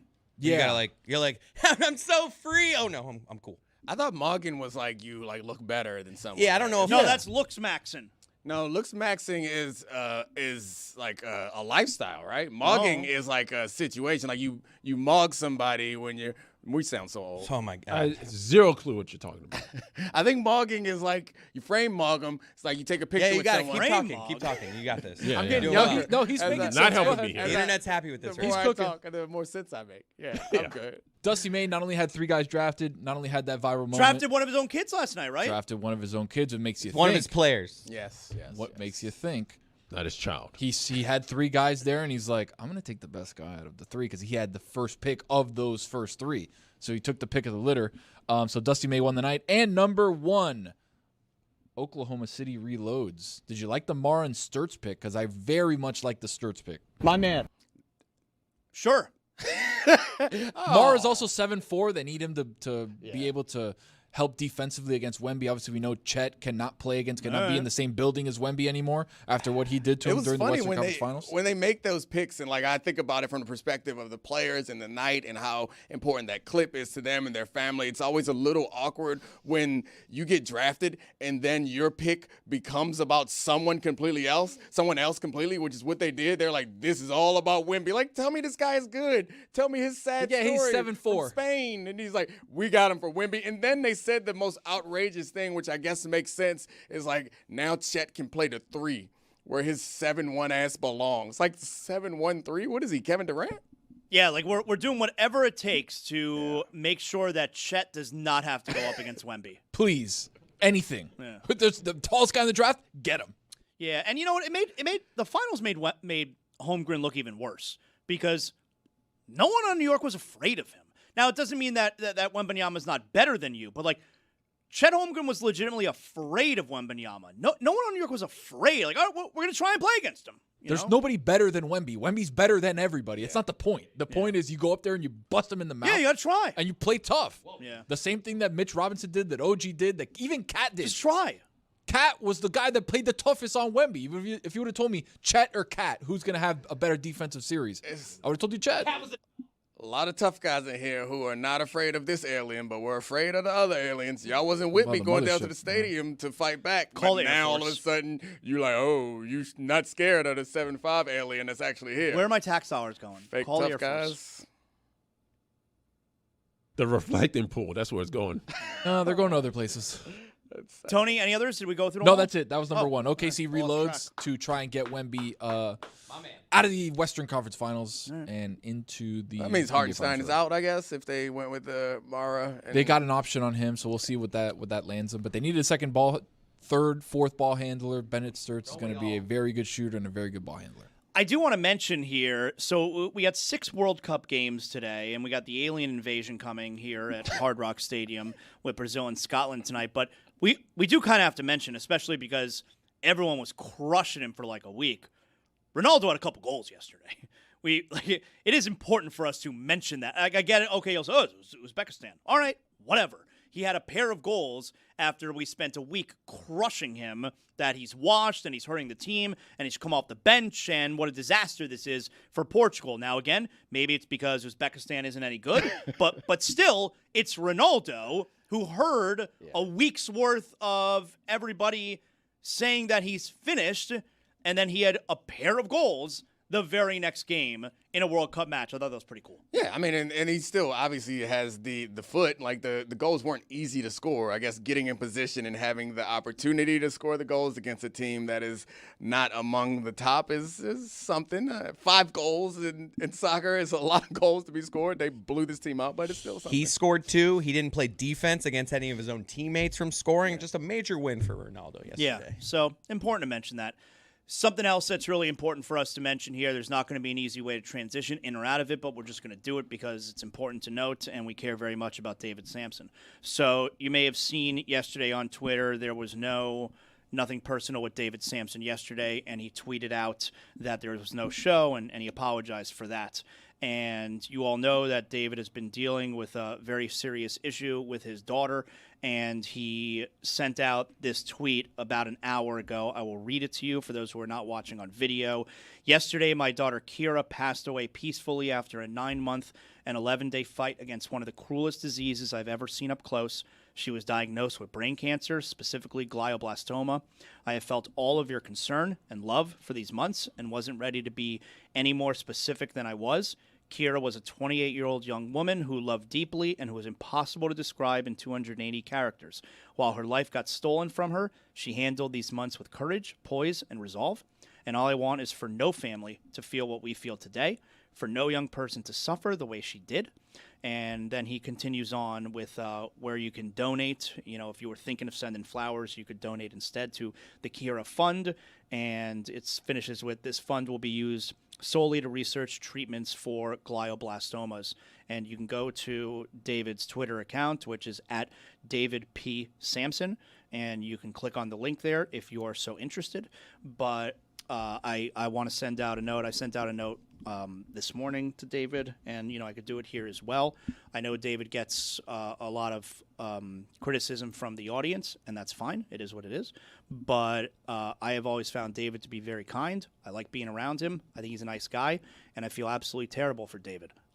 It's obviously an unimaginable loss, and I would hope that a lot of the audience handles this with grace. Because David has a certain reputation that rubs a lot of listeners the wrong way, I suppose. But I feel terrible for him. It's obviously the most unimaginable thing that could ever happen to a person, and he's dealing with it right now. And it's something that unfortunately is never, ever going to go away for him. So wanted to make sure that we put that out there. I feel terrible for you, David, and we're all thinking about you and thinking about your family and looking forward to the time whenever it is that you wind up coming back to work, and we look forward to seeing you again soon.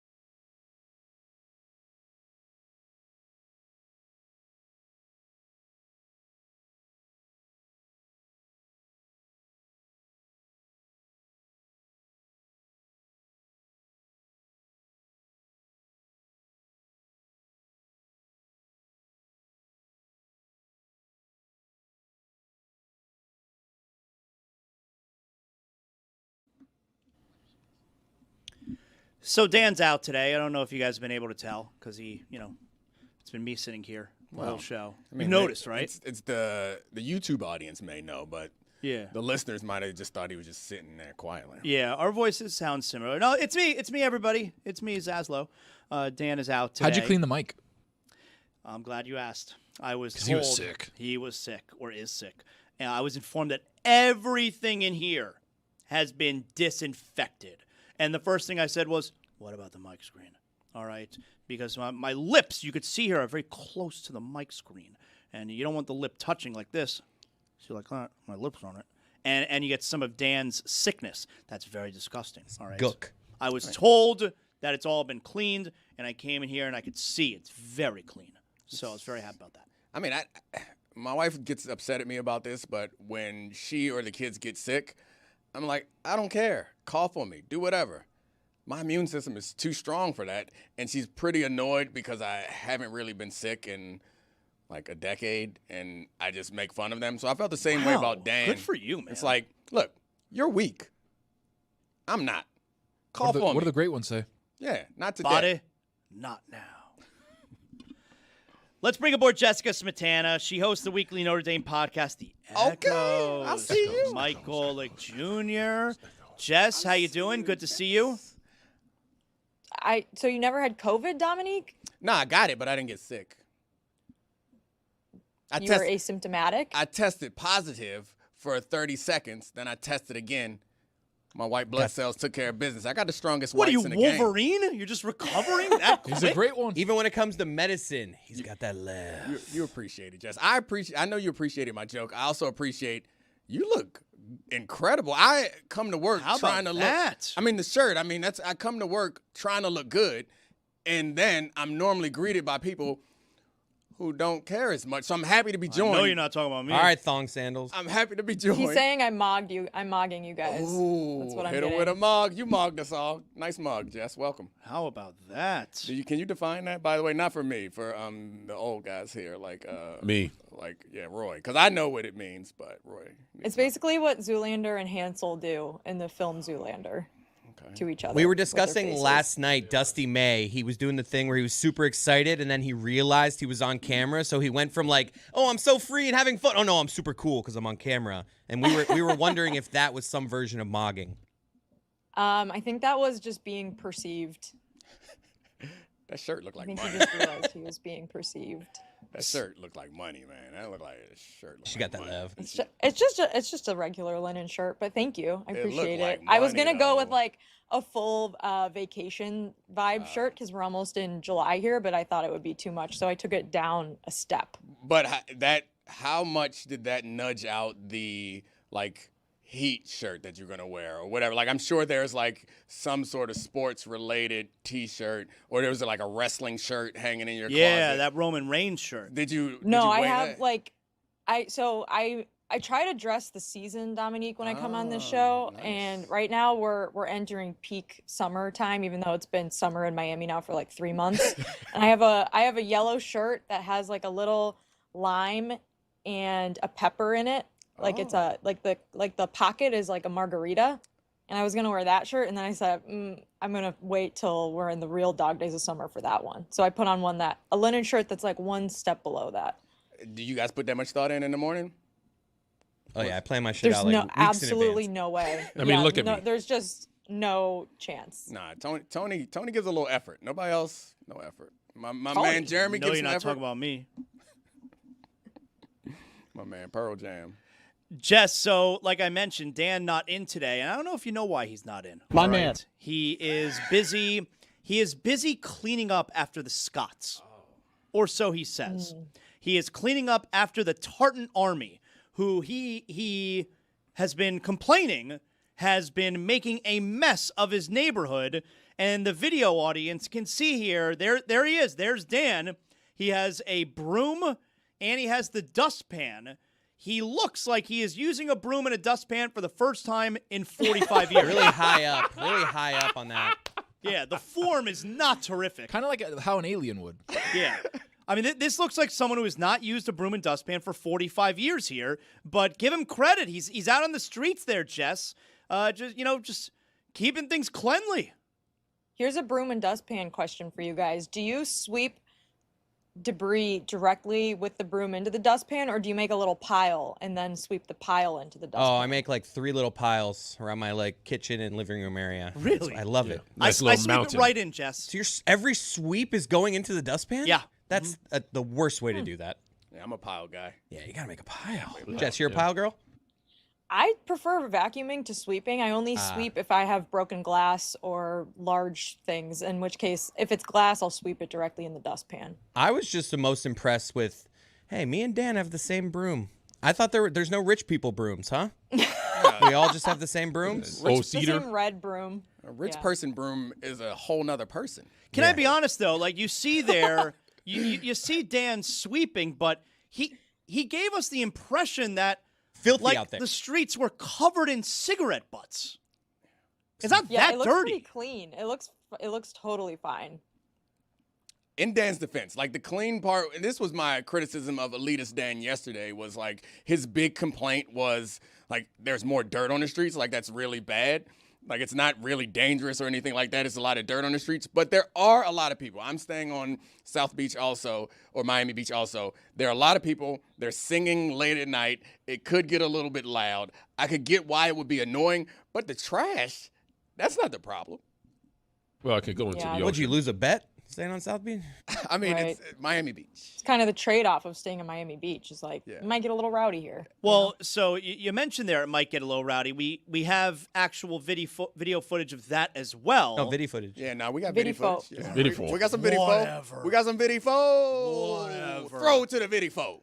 We have video footage of the partying, which apparently Dan has been saying has been for like the entire evening for 7-8 straight hours that he and his wife Valerie have not been able to sleep because it's been too wild, right? Let's see here. He's been complaining nonstop. Yeah, that's just everywhere he looks. I mean, that does look like a lot of people. Well, yeah, that right there, those are the Scots, those are the Tartan Army that are making their way like into the Marlins game a couple of days ago. I mean, it's just a mass sea of people. But these people have taken over South Beach as well. They're keeping Dan up late at night, and he has, decided to take it upon himself as the one who's going to clean up after them. Okay, fine. There you have it. So he's skipping the show just to take a Yeah. nap. Hey, That's there's kind of what I'm hey, there's gathering. Dan Le Batard. Yeah, cleaning. Was Sweeping. that your Scottish accent? No. Oh, okay. I am just enthralled by Spanish television right now. They're playing soccer like attached to foos, as if they're it's like a real life foosball game where they're all attached to pole. Foosball is like the I've thing seen that where you do before. a little sideways, like you're all on the side, you're playing soccer, trying to spin the things. They're doing a human life version of that, and I just can't stop looking at Human it. But life. anyways. But does someone move them? Like, is someone moving them with a stick? Or No, are they do just have have free to. will? They just have to keep their hands attached to the pole, but they can move. Uh oh. Yeah, that was a tough last like couple seconds there. I had to give a yellow. That was a crazy. What, did I say something? You poorly? didn't say shit, which is the problem. My man. Talking about foosball. I was following. Yeah, we're talking foosball. So, Jess, I I want to speak Chris Cody.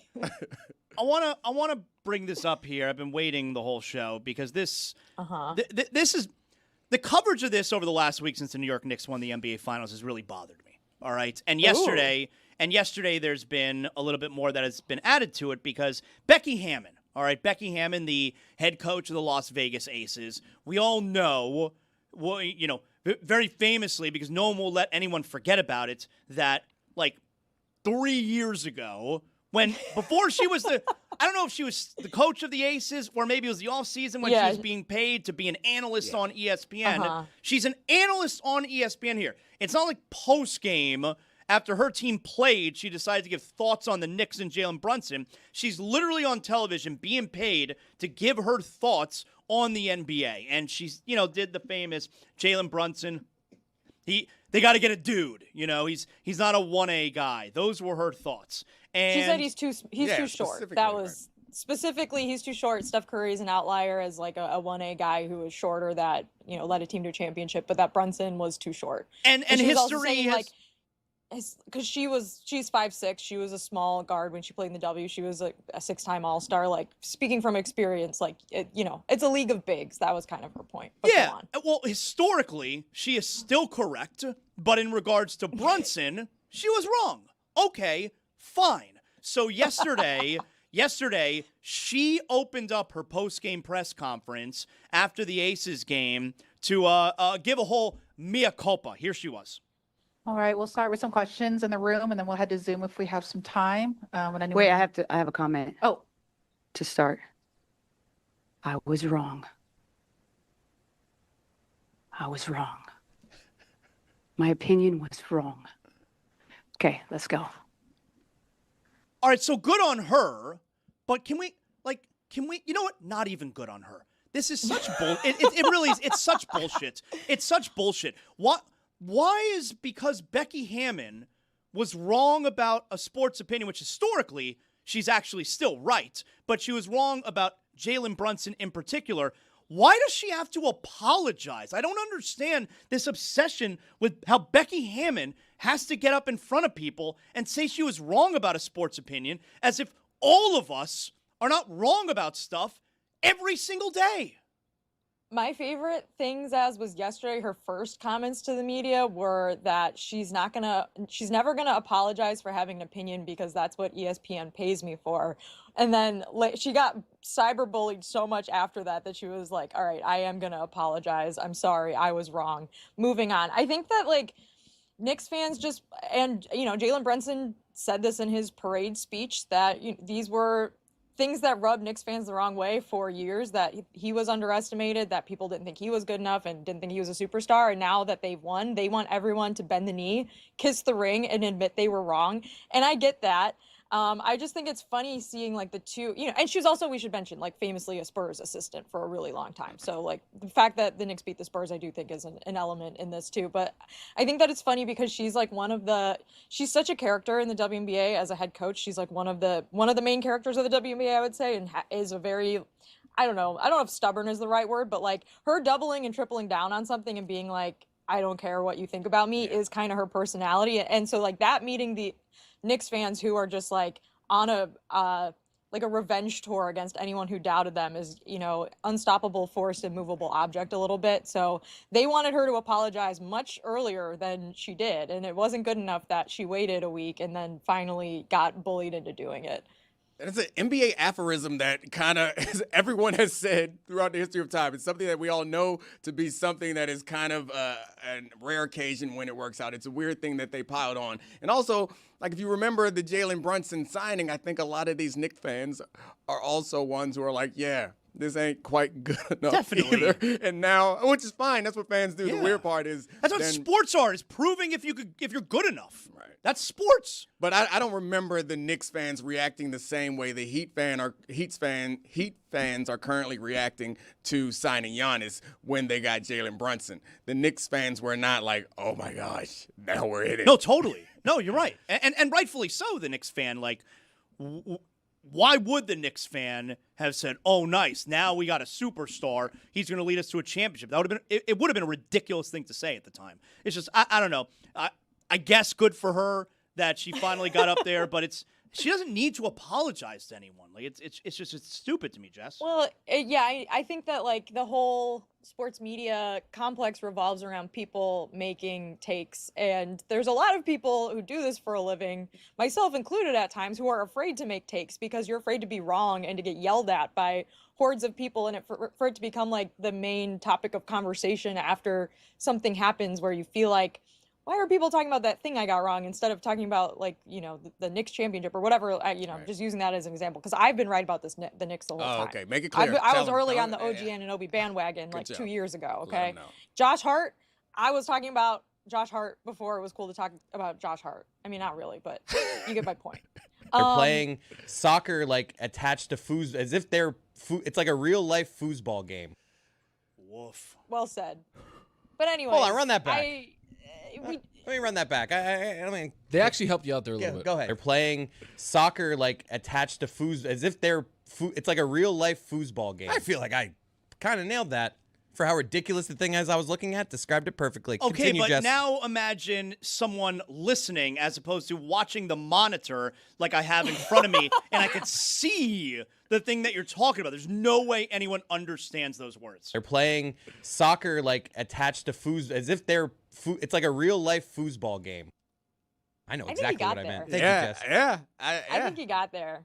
took a minute. There was context on the back end there that also look at this guy. the thing fell through the fell through the floorboard But there. anyways, But I'm gonna give him a Zaz, yellow. do you think there's any reason in particular why, like, there were a lot of people that were wrong about Jalen Brunson. Do you think there's a reason why people are hung up on Becky in particular? Of course, because she's a woman. Of course, that's why. It's so stupid. It's offensive. I mean, we get on television. I certainly do. But let's take ESPN, for example, because it's where Becky Hammon said it. People are getting things wrong, or opinions. They end up being wrong all the time. And I'm not talking about someone like Stephen A. Smith, because obviously he's so polarizing that everyone will say, "Hey, you were wrong about that. You were wrong about that." But take all the analysts and pundits below him, people like Becky Hammon. They're not being forced to apologize for things that they were wrong. She's the only one, and yeah, it's because she's a woman. Obviously, that's all. Stupid. Women are wrong about everything. Very predictable. Speaking of which, You should apologize. by the way, of you being afraid of becoming like the face, Jess, of saying something wrong, I now have become the face, apparently. You've noted this? You know what I'm going to say? You know what I'm saying? I love that this is where we got. I was hoping this is how we would segue into this topic. Go Okay, on. I have become the face because it's nonstop notifications I'm getting on my Instagram. Me too. Okay. Oh. I have become the face. It could be so many things. Yes, I have become the face. This punum right here. Look at it. Has become the face. Handsome. Of the ugly American who is okay with the beautiful game being ruined by the United States, right, Jess? I am now the face of soccer being ruined. Yeah, Zaz, every time I log into Instagram, I have 70 comments and like 50 notifications that people are commenting on this video from last week on this show where you are arguing with me about hydration breaks. Yeah. And at some point, like late last week, this clip must have crossed the pond because there are so many, I think British people commenting on it being like, this is why we hate Americans. This guy is an idiot. He's ignorant. All this stuff. Like the top comment on this post has over 2,000 likes, and it just says Jessica is correct, which obviously I like that too. And at first, like the comments started out, they were kind of funny. They were like, "Jess is right." Like right. Zaz doesn't know At what he's first, it talking was about. fun. It's like our I was like, listeners. haha. Right. I was like liking them. I was like, yeah, I'm right. Oh, haha. I got his ass. And then they started getting really, really personal. And now they are, you've just become the face of ignorant, soccer hating My favorite comments are the ones that are like Americans like advertisements. They love on the side of advertisements. sports. Like we watch sports for the ads. Yeah. And like the game is like the advertisement to us. It's like the side part, which kind of fair. Yeah, So I enjoyed all of those. I'm still kind of like secretly liking some of them now. Because now there's so many comments. I'm like, Zaz won't notice if I like some of the mean ones. I would not notice. There's too many to keep track of. I mean, this is funnier, by the way, considering that Zaslow is Canadian. That too. But you're right. I'm American. I have dual citizenship. Thank you very much. But you're 100% right. I am now the face of advertising in soccer games, and I like advertisements during my sporting events. Matter of fact, you do. I prefer commercials over actual game time. That's apparently what I said. In your defense, haven't soccer teams in the Premier League and other European leagues, haven't they had ads plastered across their jerseys as if it were the team logo for much longer than professional sports teams have started to put these small logos in the corner? We're talking specifically about cutting to commercial during a running clock, like during a half of a game. And now, and also every now and then I get the notification, I'm getting this tutorial on how the hydration break, it ruins the momentum of the game. I got to get that. I have to have soccer mansplain to me what the water breaks are. I think that you should apologize. I think that you should do what Becky Hammon did and just say you were wrong and you apologize and it's time to move on. No, I'm not apologizing. It's ridiculous. I will wear this hat if I need to. I will wear this hat. So what is the take exactly? That you believe that the hydration break is good or that it doesn't bother you? That's what it was. It doesn't bother me. There's a million other things going on that bother me. I'm not annoyed by 90 seconds where I can get up and go take a leak during the soccer game when I couldn't before because they're doing a hydration break. It's so not worth me getting angry about. And now this is going to get clipped and it's going to happen again, Dom. So I'm going to add more fuel to this. Is it possible? Absolutely should do that. That if there was something that you liked as much as maybe they like, maybe they're right. If there was something that you liked as much as, or you loved as much as they loved, Let's be clear about this. That if there were a change to it, as irrelevant as the change feels to you, it's possible that you could be a little upset. Like I've seen you lose your mind over wrestling. If Roman Reigns loses, I'm gonna get upset. Let's be clear about this. If I had a choice to watch sports with no commercials, that would be my preference. My man. But that's not the real world. And as a result, since that's not the real world, a commercial break in the first half and a commercial break in the second half of a soccer match during the World Cup is not something I'm willing to get angry about. That's all it is. Isn't it like they have now a halftime, so it's like triple, right? Triple the commercial breaks. It's a lot of commercial breaks. Like when you saw like football games adding like those fake commercials where they just keep the camera on, did that bother you? No, it is like I don't have control. I guess I don't get angry, Jess, at things I can't control. Yes, you do. That is God totally bless you, false then. of a thing that I just said. Because if my team loses in a game, I can't control that. I get angry about that all the time. So what I just said you is guys would completely be untrue. livid right now. If Giannis didn't come to Miami, you would be livid about You're that right. all week, even though that's 100% It's out a of your total control. lie what I just said. Jess, I think we're I getting think this close is to where- it. This is where we come back to I'm not going to apologize for an opinion. I'm paid to have them, you know? I But think you that's also, the- like, I agree with that stance. If you still believe that opinion, I feel like the more we talk this ass, the more we realize that today's ass thinks yesterday's ass was wrong.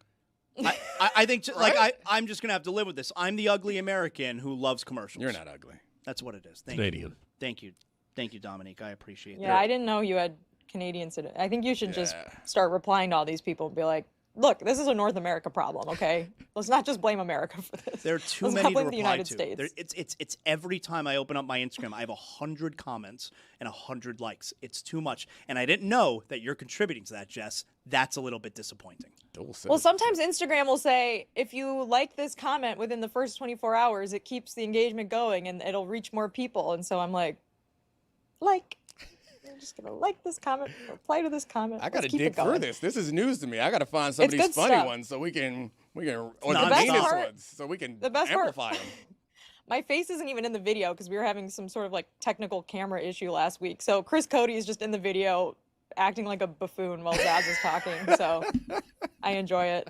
It's good stuff. Was he doing that shoulder dance that he does? That's the Chris move. Oh, I look love at that move. There he That- is. that thing He's doing I the love thing. that move. I do too. It's a great Chris. Oh, heartbeat. Oh, shit. Jess, Got some motion. Jess, give me some thoughts on there being no supplemental draft. The NFL has ruled there will not be, because it's not like, a player like Brendan Sorsby, he was ineligible for the NFL draft for whatever reason there is, and you can request a supplemental draft. It's not like there has to be a supplemental draft. He requested a supplemental draft, and the NFL had a pretty strongly worded response, essentially telling him to F off. Yeah, I really wanted to talk to Dominique about this because now the NFLPA is going to be involved in some fashion.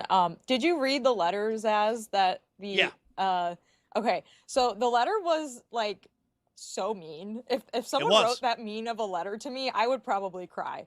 And the letter also, and this is where we talked about like the PR angle of this for a few weeks. This is where I think the PR angle did kind of have some small effect where I don't know if anyone's viewing him as a sympathetic character, and maybe, and don't get me wrong, I understand like the thick line that has to be crossed for you to make exemptions or special accommodations for someone accused of gambling on their own team. But like maybe if he had a little bit more sympathy on his side and had really gotten people to understand the mental health angle of it, this letter is not so harsh and the NFL isn't shutting it down before we even get to the supplemental draft. Because the last few weeks we've been saying like, well, do we think he's going to get drafted? Do we think he'll get taken? Do we think, and the question should have been, do we think the NFL is even going to have a supplemental draft this year. Right, which we no one didn't was really saying that, discuss yeah. that option very much because we kind of thought it was a given that they would do it.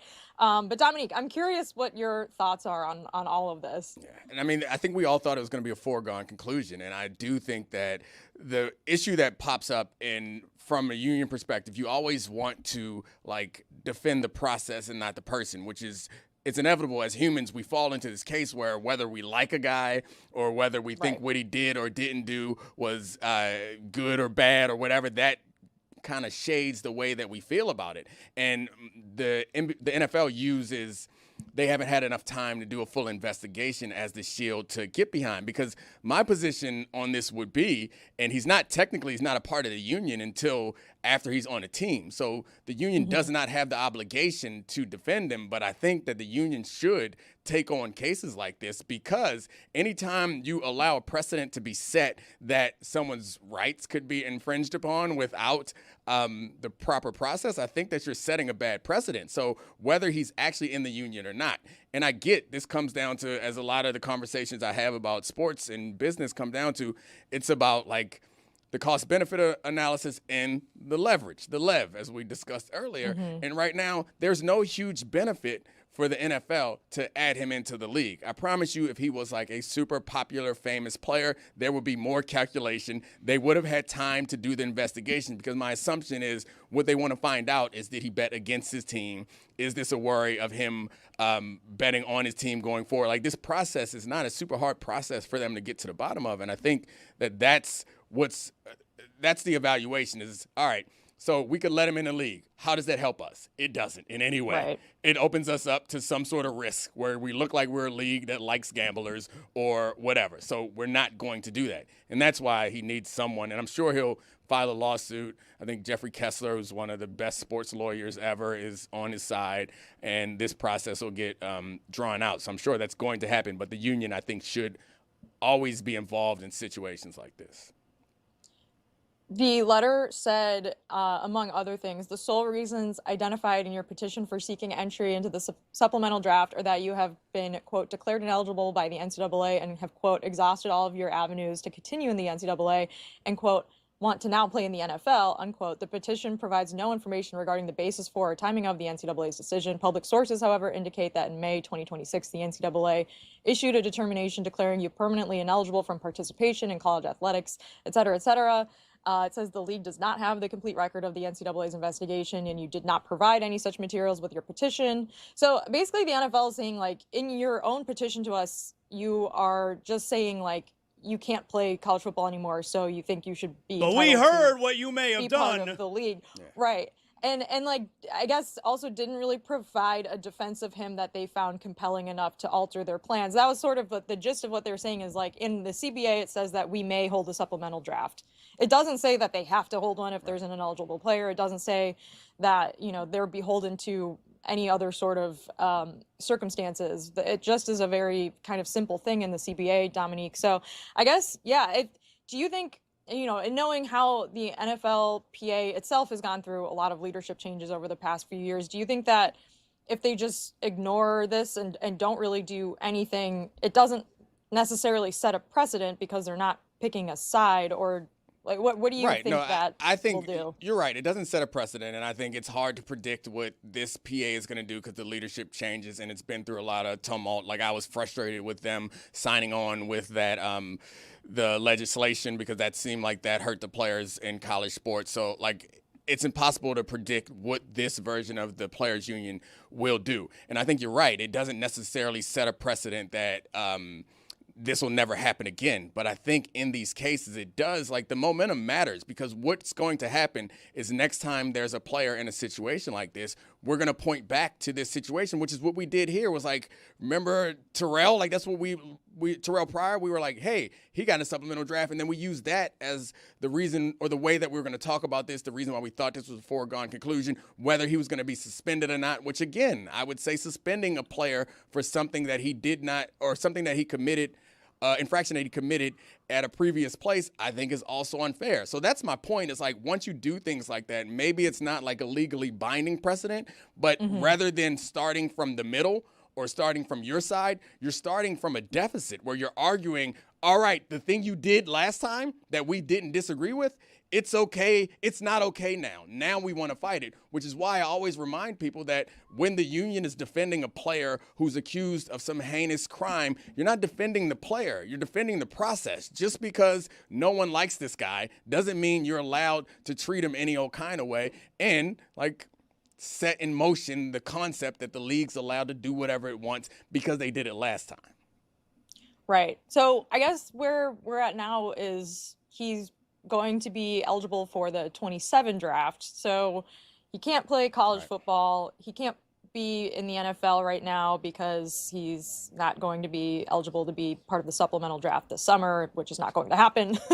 So is the best scenario here that he just trains for next year's draft and kind of keeps his head down and keeps a low profile? I mean, I think the best scenario is he can do both things. He can train and get ready for the next year's draft and try to push against the idea that they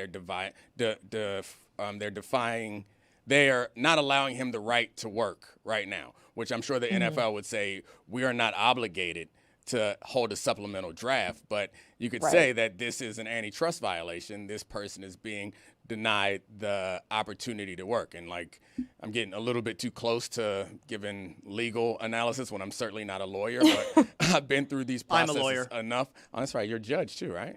Yes. Okay. So And then, Canadian, apparently. yeah, you got to pick a side. My man. So, Jess, do you have an internet minute for us today? Unfortunately. Thanks, Jess. Time to get in it. It's Jessica's Internet Minute. Do you guys know who Club Chalamet is? No. That's a person? Timothy? Kind of, yes. It's Timothy adjacent. Okay. Well, do you know who Timothy Chalamet is? She's so aggravated already. I do know who he is. Knicks fan. Okay. Timothy Chalamet is a famous actor who had, for a while, a Stan page run by a woman who called the page Club Chalamet.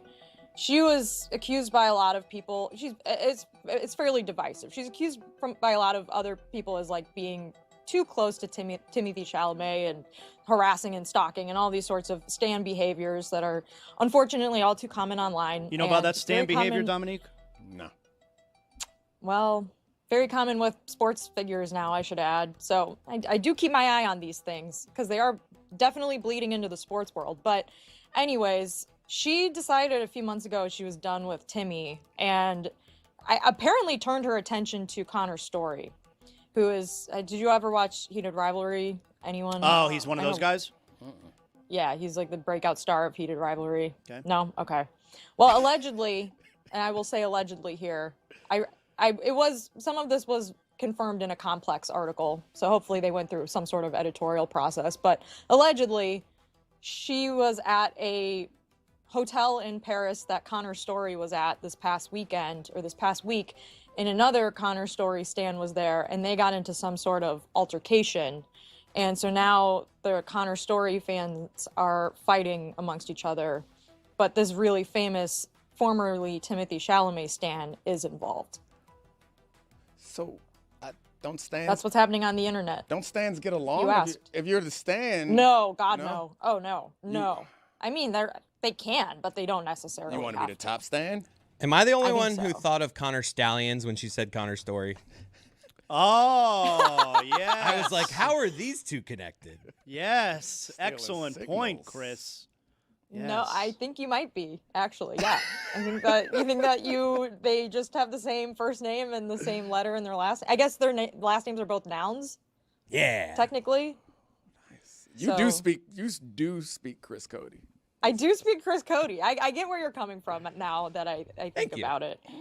You can check Jess. Apparently, Go ahead. Sorry, Jess. Zaz, just something for you. I haven't looked into that. It's okay. Dan's not here. We can talk over each other.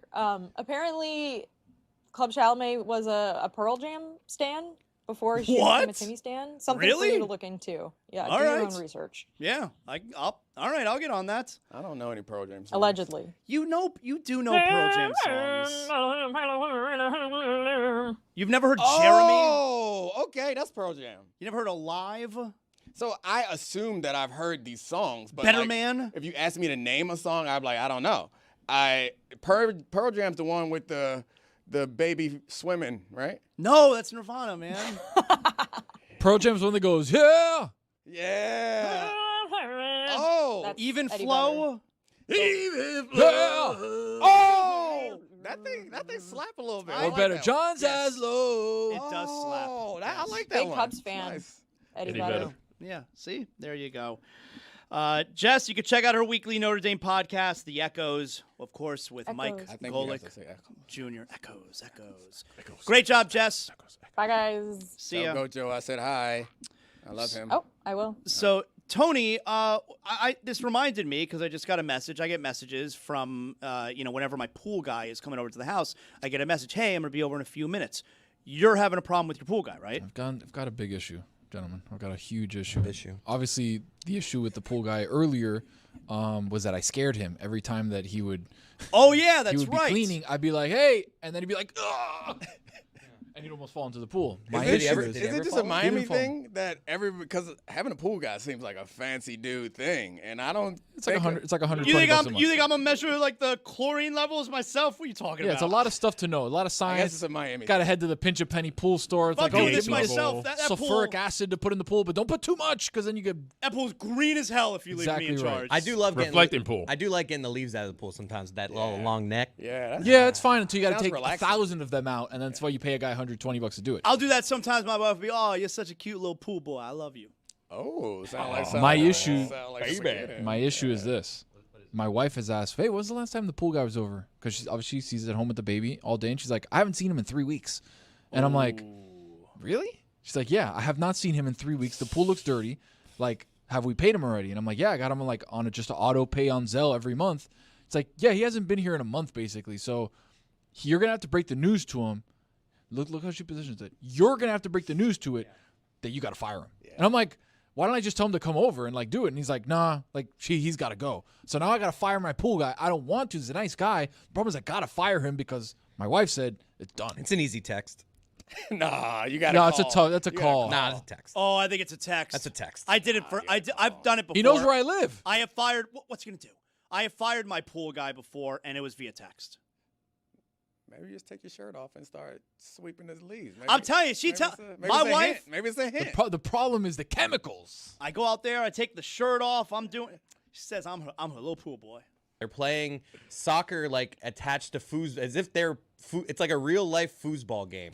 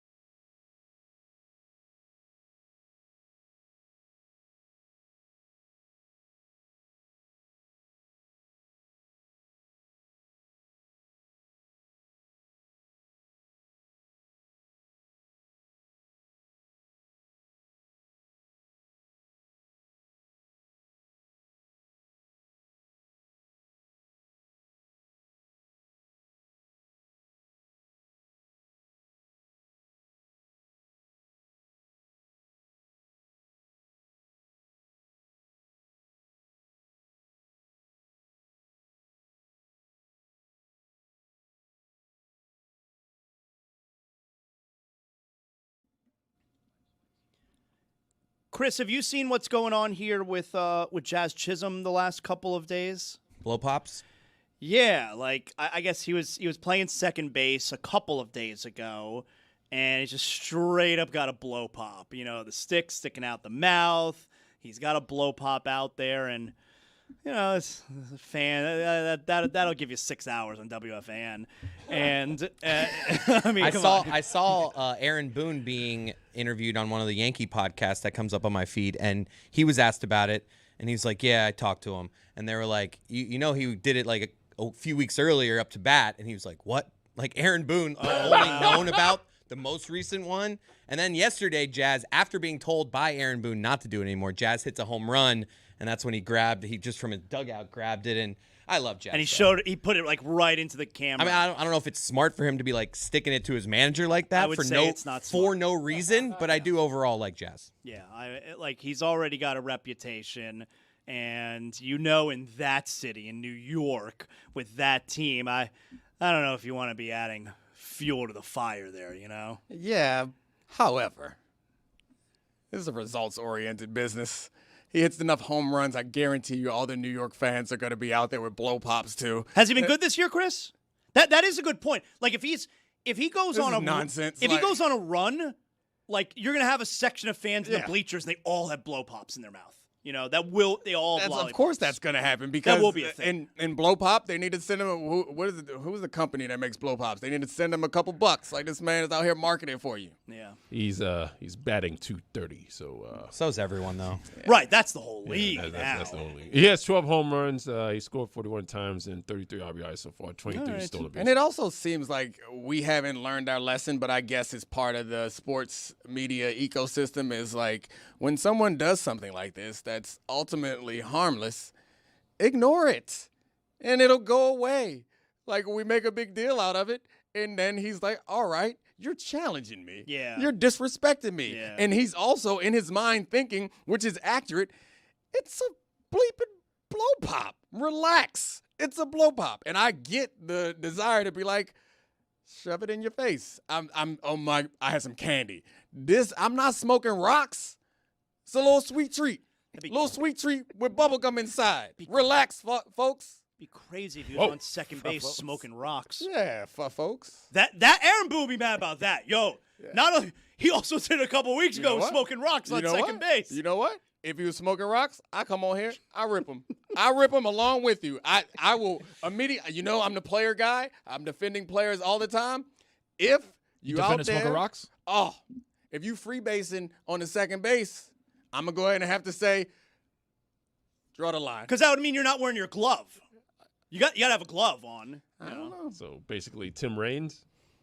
Oh, my God. Let's bring Juju aboard. Juju. What up, Juju? Juju, did you, what stood out to you? What did you especially like from the NBA draft? You feel me? You already know what I'm wearing. The kid himself. Wow. But yeah, man, the NBA draft, man, last night, it was hilarious. I agree with y'all, man. If the trade has been made, if Shams has tweeted it, why the hell does my boy still got the Knicks hat on? Give my boy the Laker brimmy. It made no sense, and it's getting goofier and goofier by the day. Now, Juju, do you like following along on Twitter? Because you'll have guys like Shams who will ruin the draft picks for you. Do you like being tipped off about the picks? I keep my phone turned upside down until about number 7. Once we get to 7, now Shams ruined away. You feel me? Okay, so you want to be surprised the first few.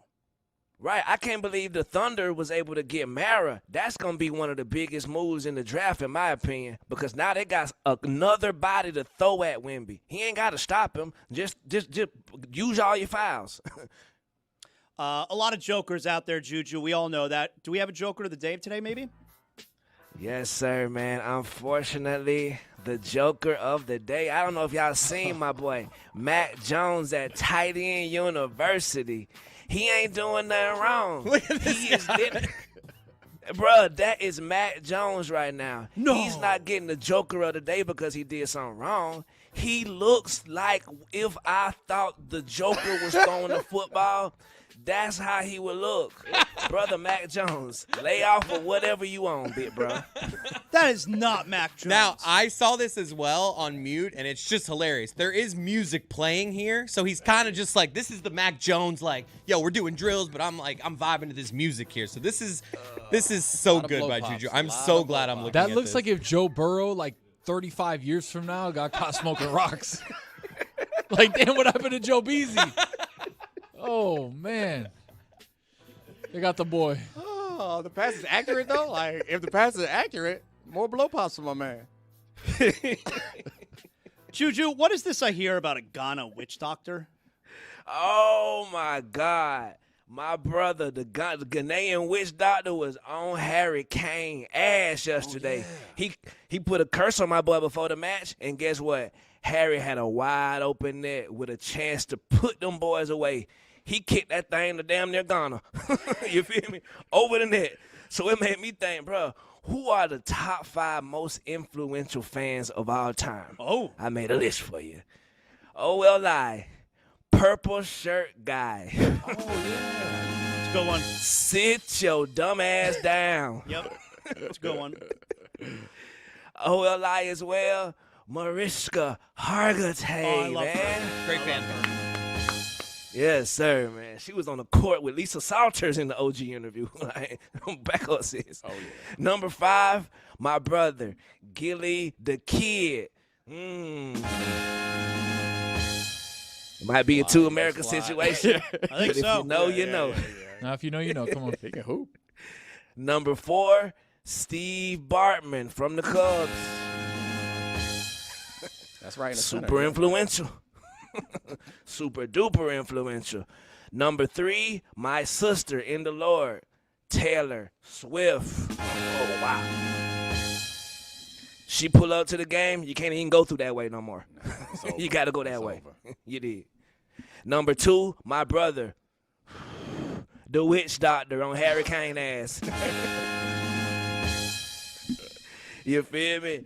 And the number 1 most influential fan of all time helped bring the most magical championship of all time.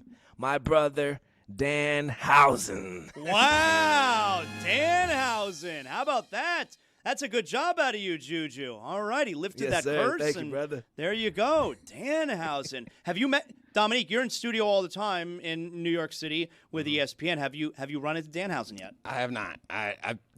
I feel like that's for you, two Canadas situation. No, it's two Americans. When he said Dan, I was like, Dan Le Batard, the Knicks fan, making the list. No. Danhausen. Excellent job there. Juju, we'll get to some polls here. Before we do that, do we have any post-show awards? Oh, yes, sir, man. In honor of my brother Foxy, man, I like to get a first post-show award away to the jinx of the day, my brother Roy Bellamy. Yeah. Oh, Trying Roy. to jinx them boys. Way to go, Good Roy. job, Roy. Interception. Okay. Tony is right, too. My boy cost the U a national championship. I don't know if you know, you do know. Yep. The best ad read of the day goes to my brother Chris Cody. Yeah. Make that money, Stranger. Chris. Make that money, Thank you, baby. Stranger. Yes, sir, man.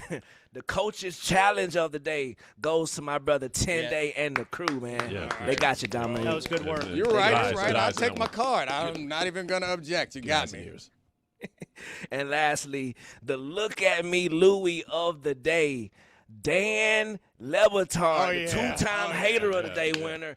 Bro, put the damn broom down. Get off the streets. Rich guy broom. You got your damn dustpan out there looking crazy as hell. Somebody, Valerie Slash, tell him to sit down. look But at that put some form. socks on too while you at it. Yeah. Some bag-ass shorts. I'm about to flame his ass for this. Terrible. But I love him. All right. Those are some 90s ass shorts. Let's get to some polls, Juju. Let's do it. What do we got? Yes, sir, man. While I pull up the poll, I'd like to remind the folks to listen to the Dominique Foxworth show right now, wherever Charlie you are. Clemens. Featuring Charlie. Featuring With- Charlie, my with- boy. He don't get neither of those. I was going to Are say, you Wow, born- okay. My show. Are you born with that lev? 61% of the audience says yes, you are. My man. Yeah, my man. Is it called alienophobic if you are racist against aliens? 81% of the audience says yes, it is. Oh, My learn man. something new every day. There we go. Mm-hmm.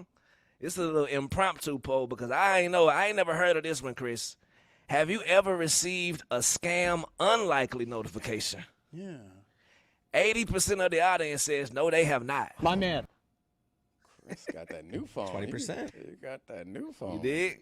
And last poll, the most important poll, was Jeremy freeballing while working the Marlins game a couple nights ago? 85% of the audience says yes. I knew it. And those are your polls. I knew it. I You knew could it. get in trouble for that. I feel like that's a violation of some kind. The workplace. You can't just be swanging. Good job, Juju. Thank y'all. See y'all. Never.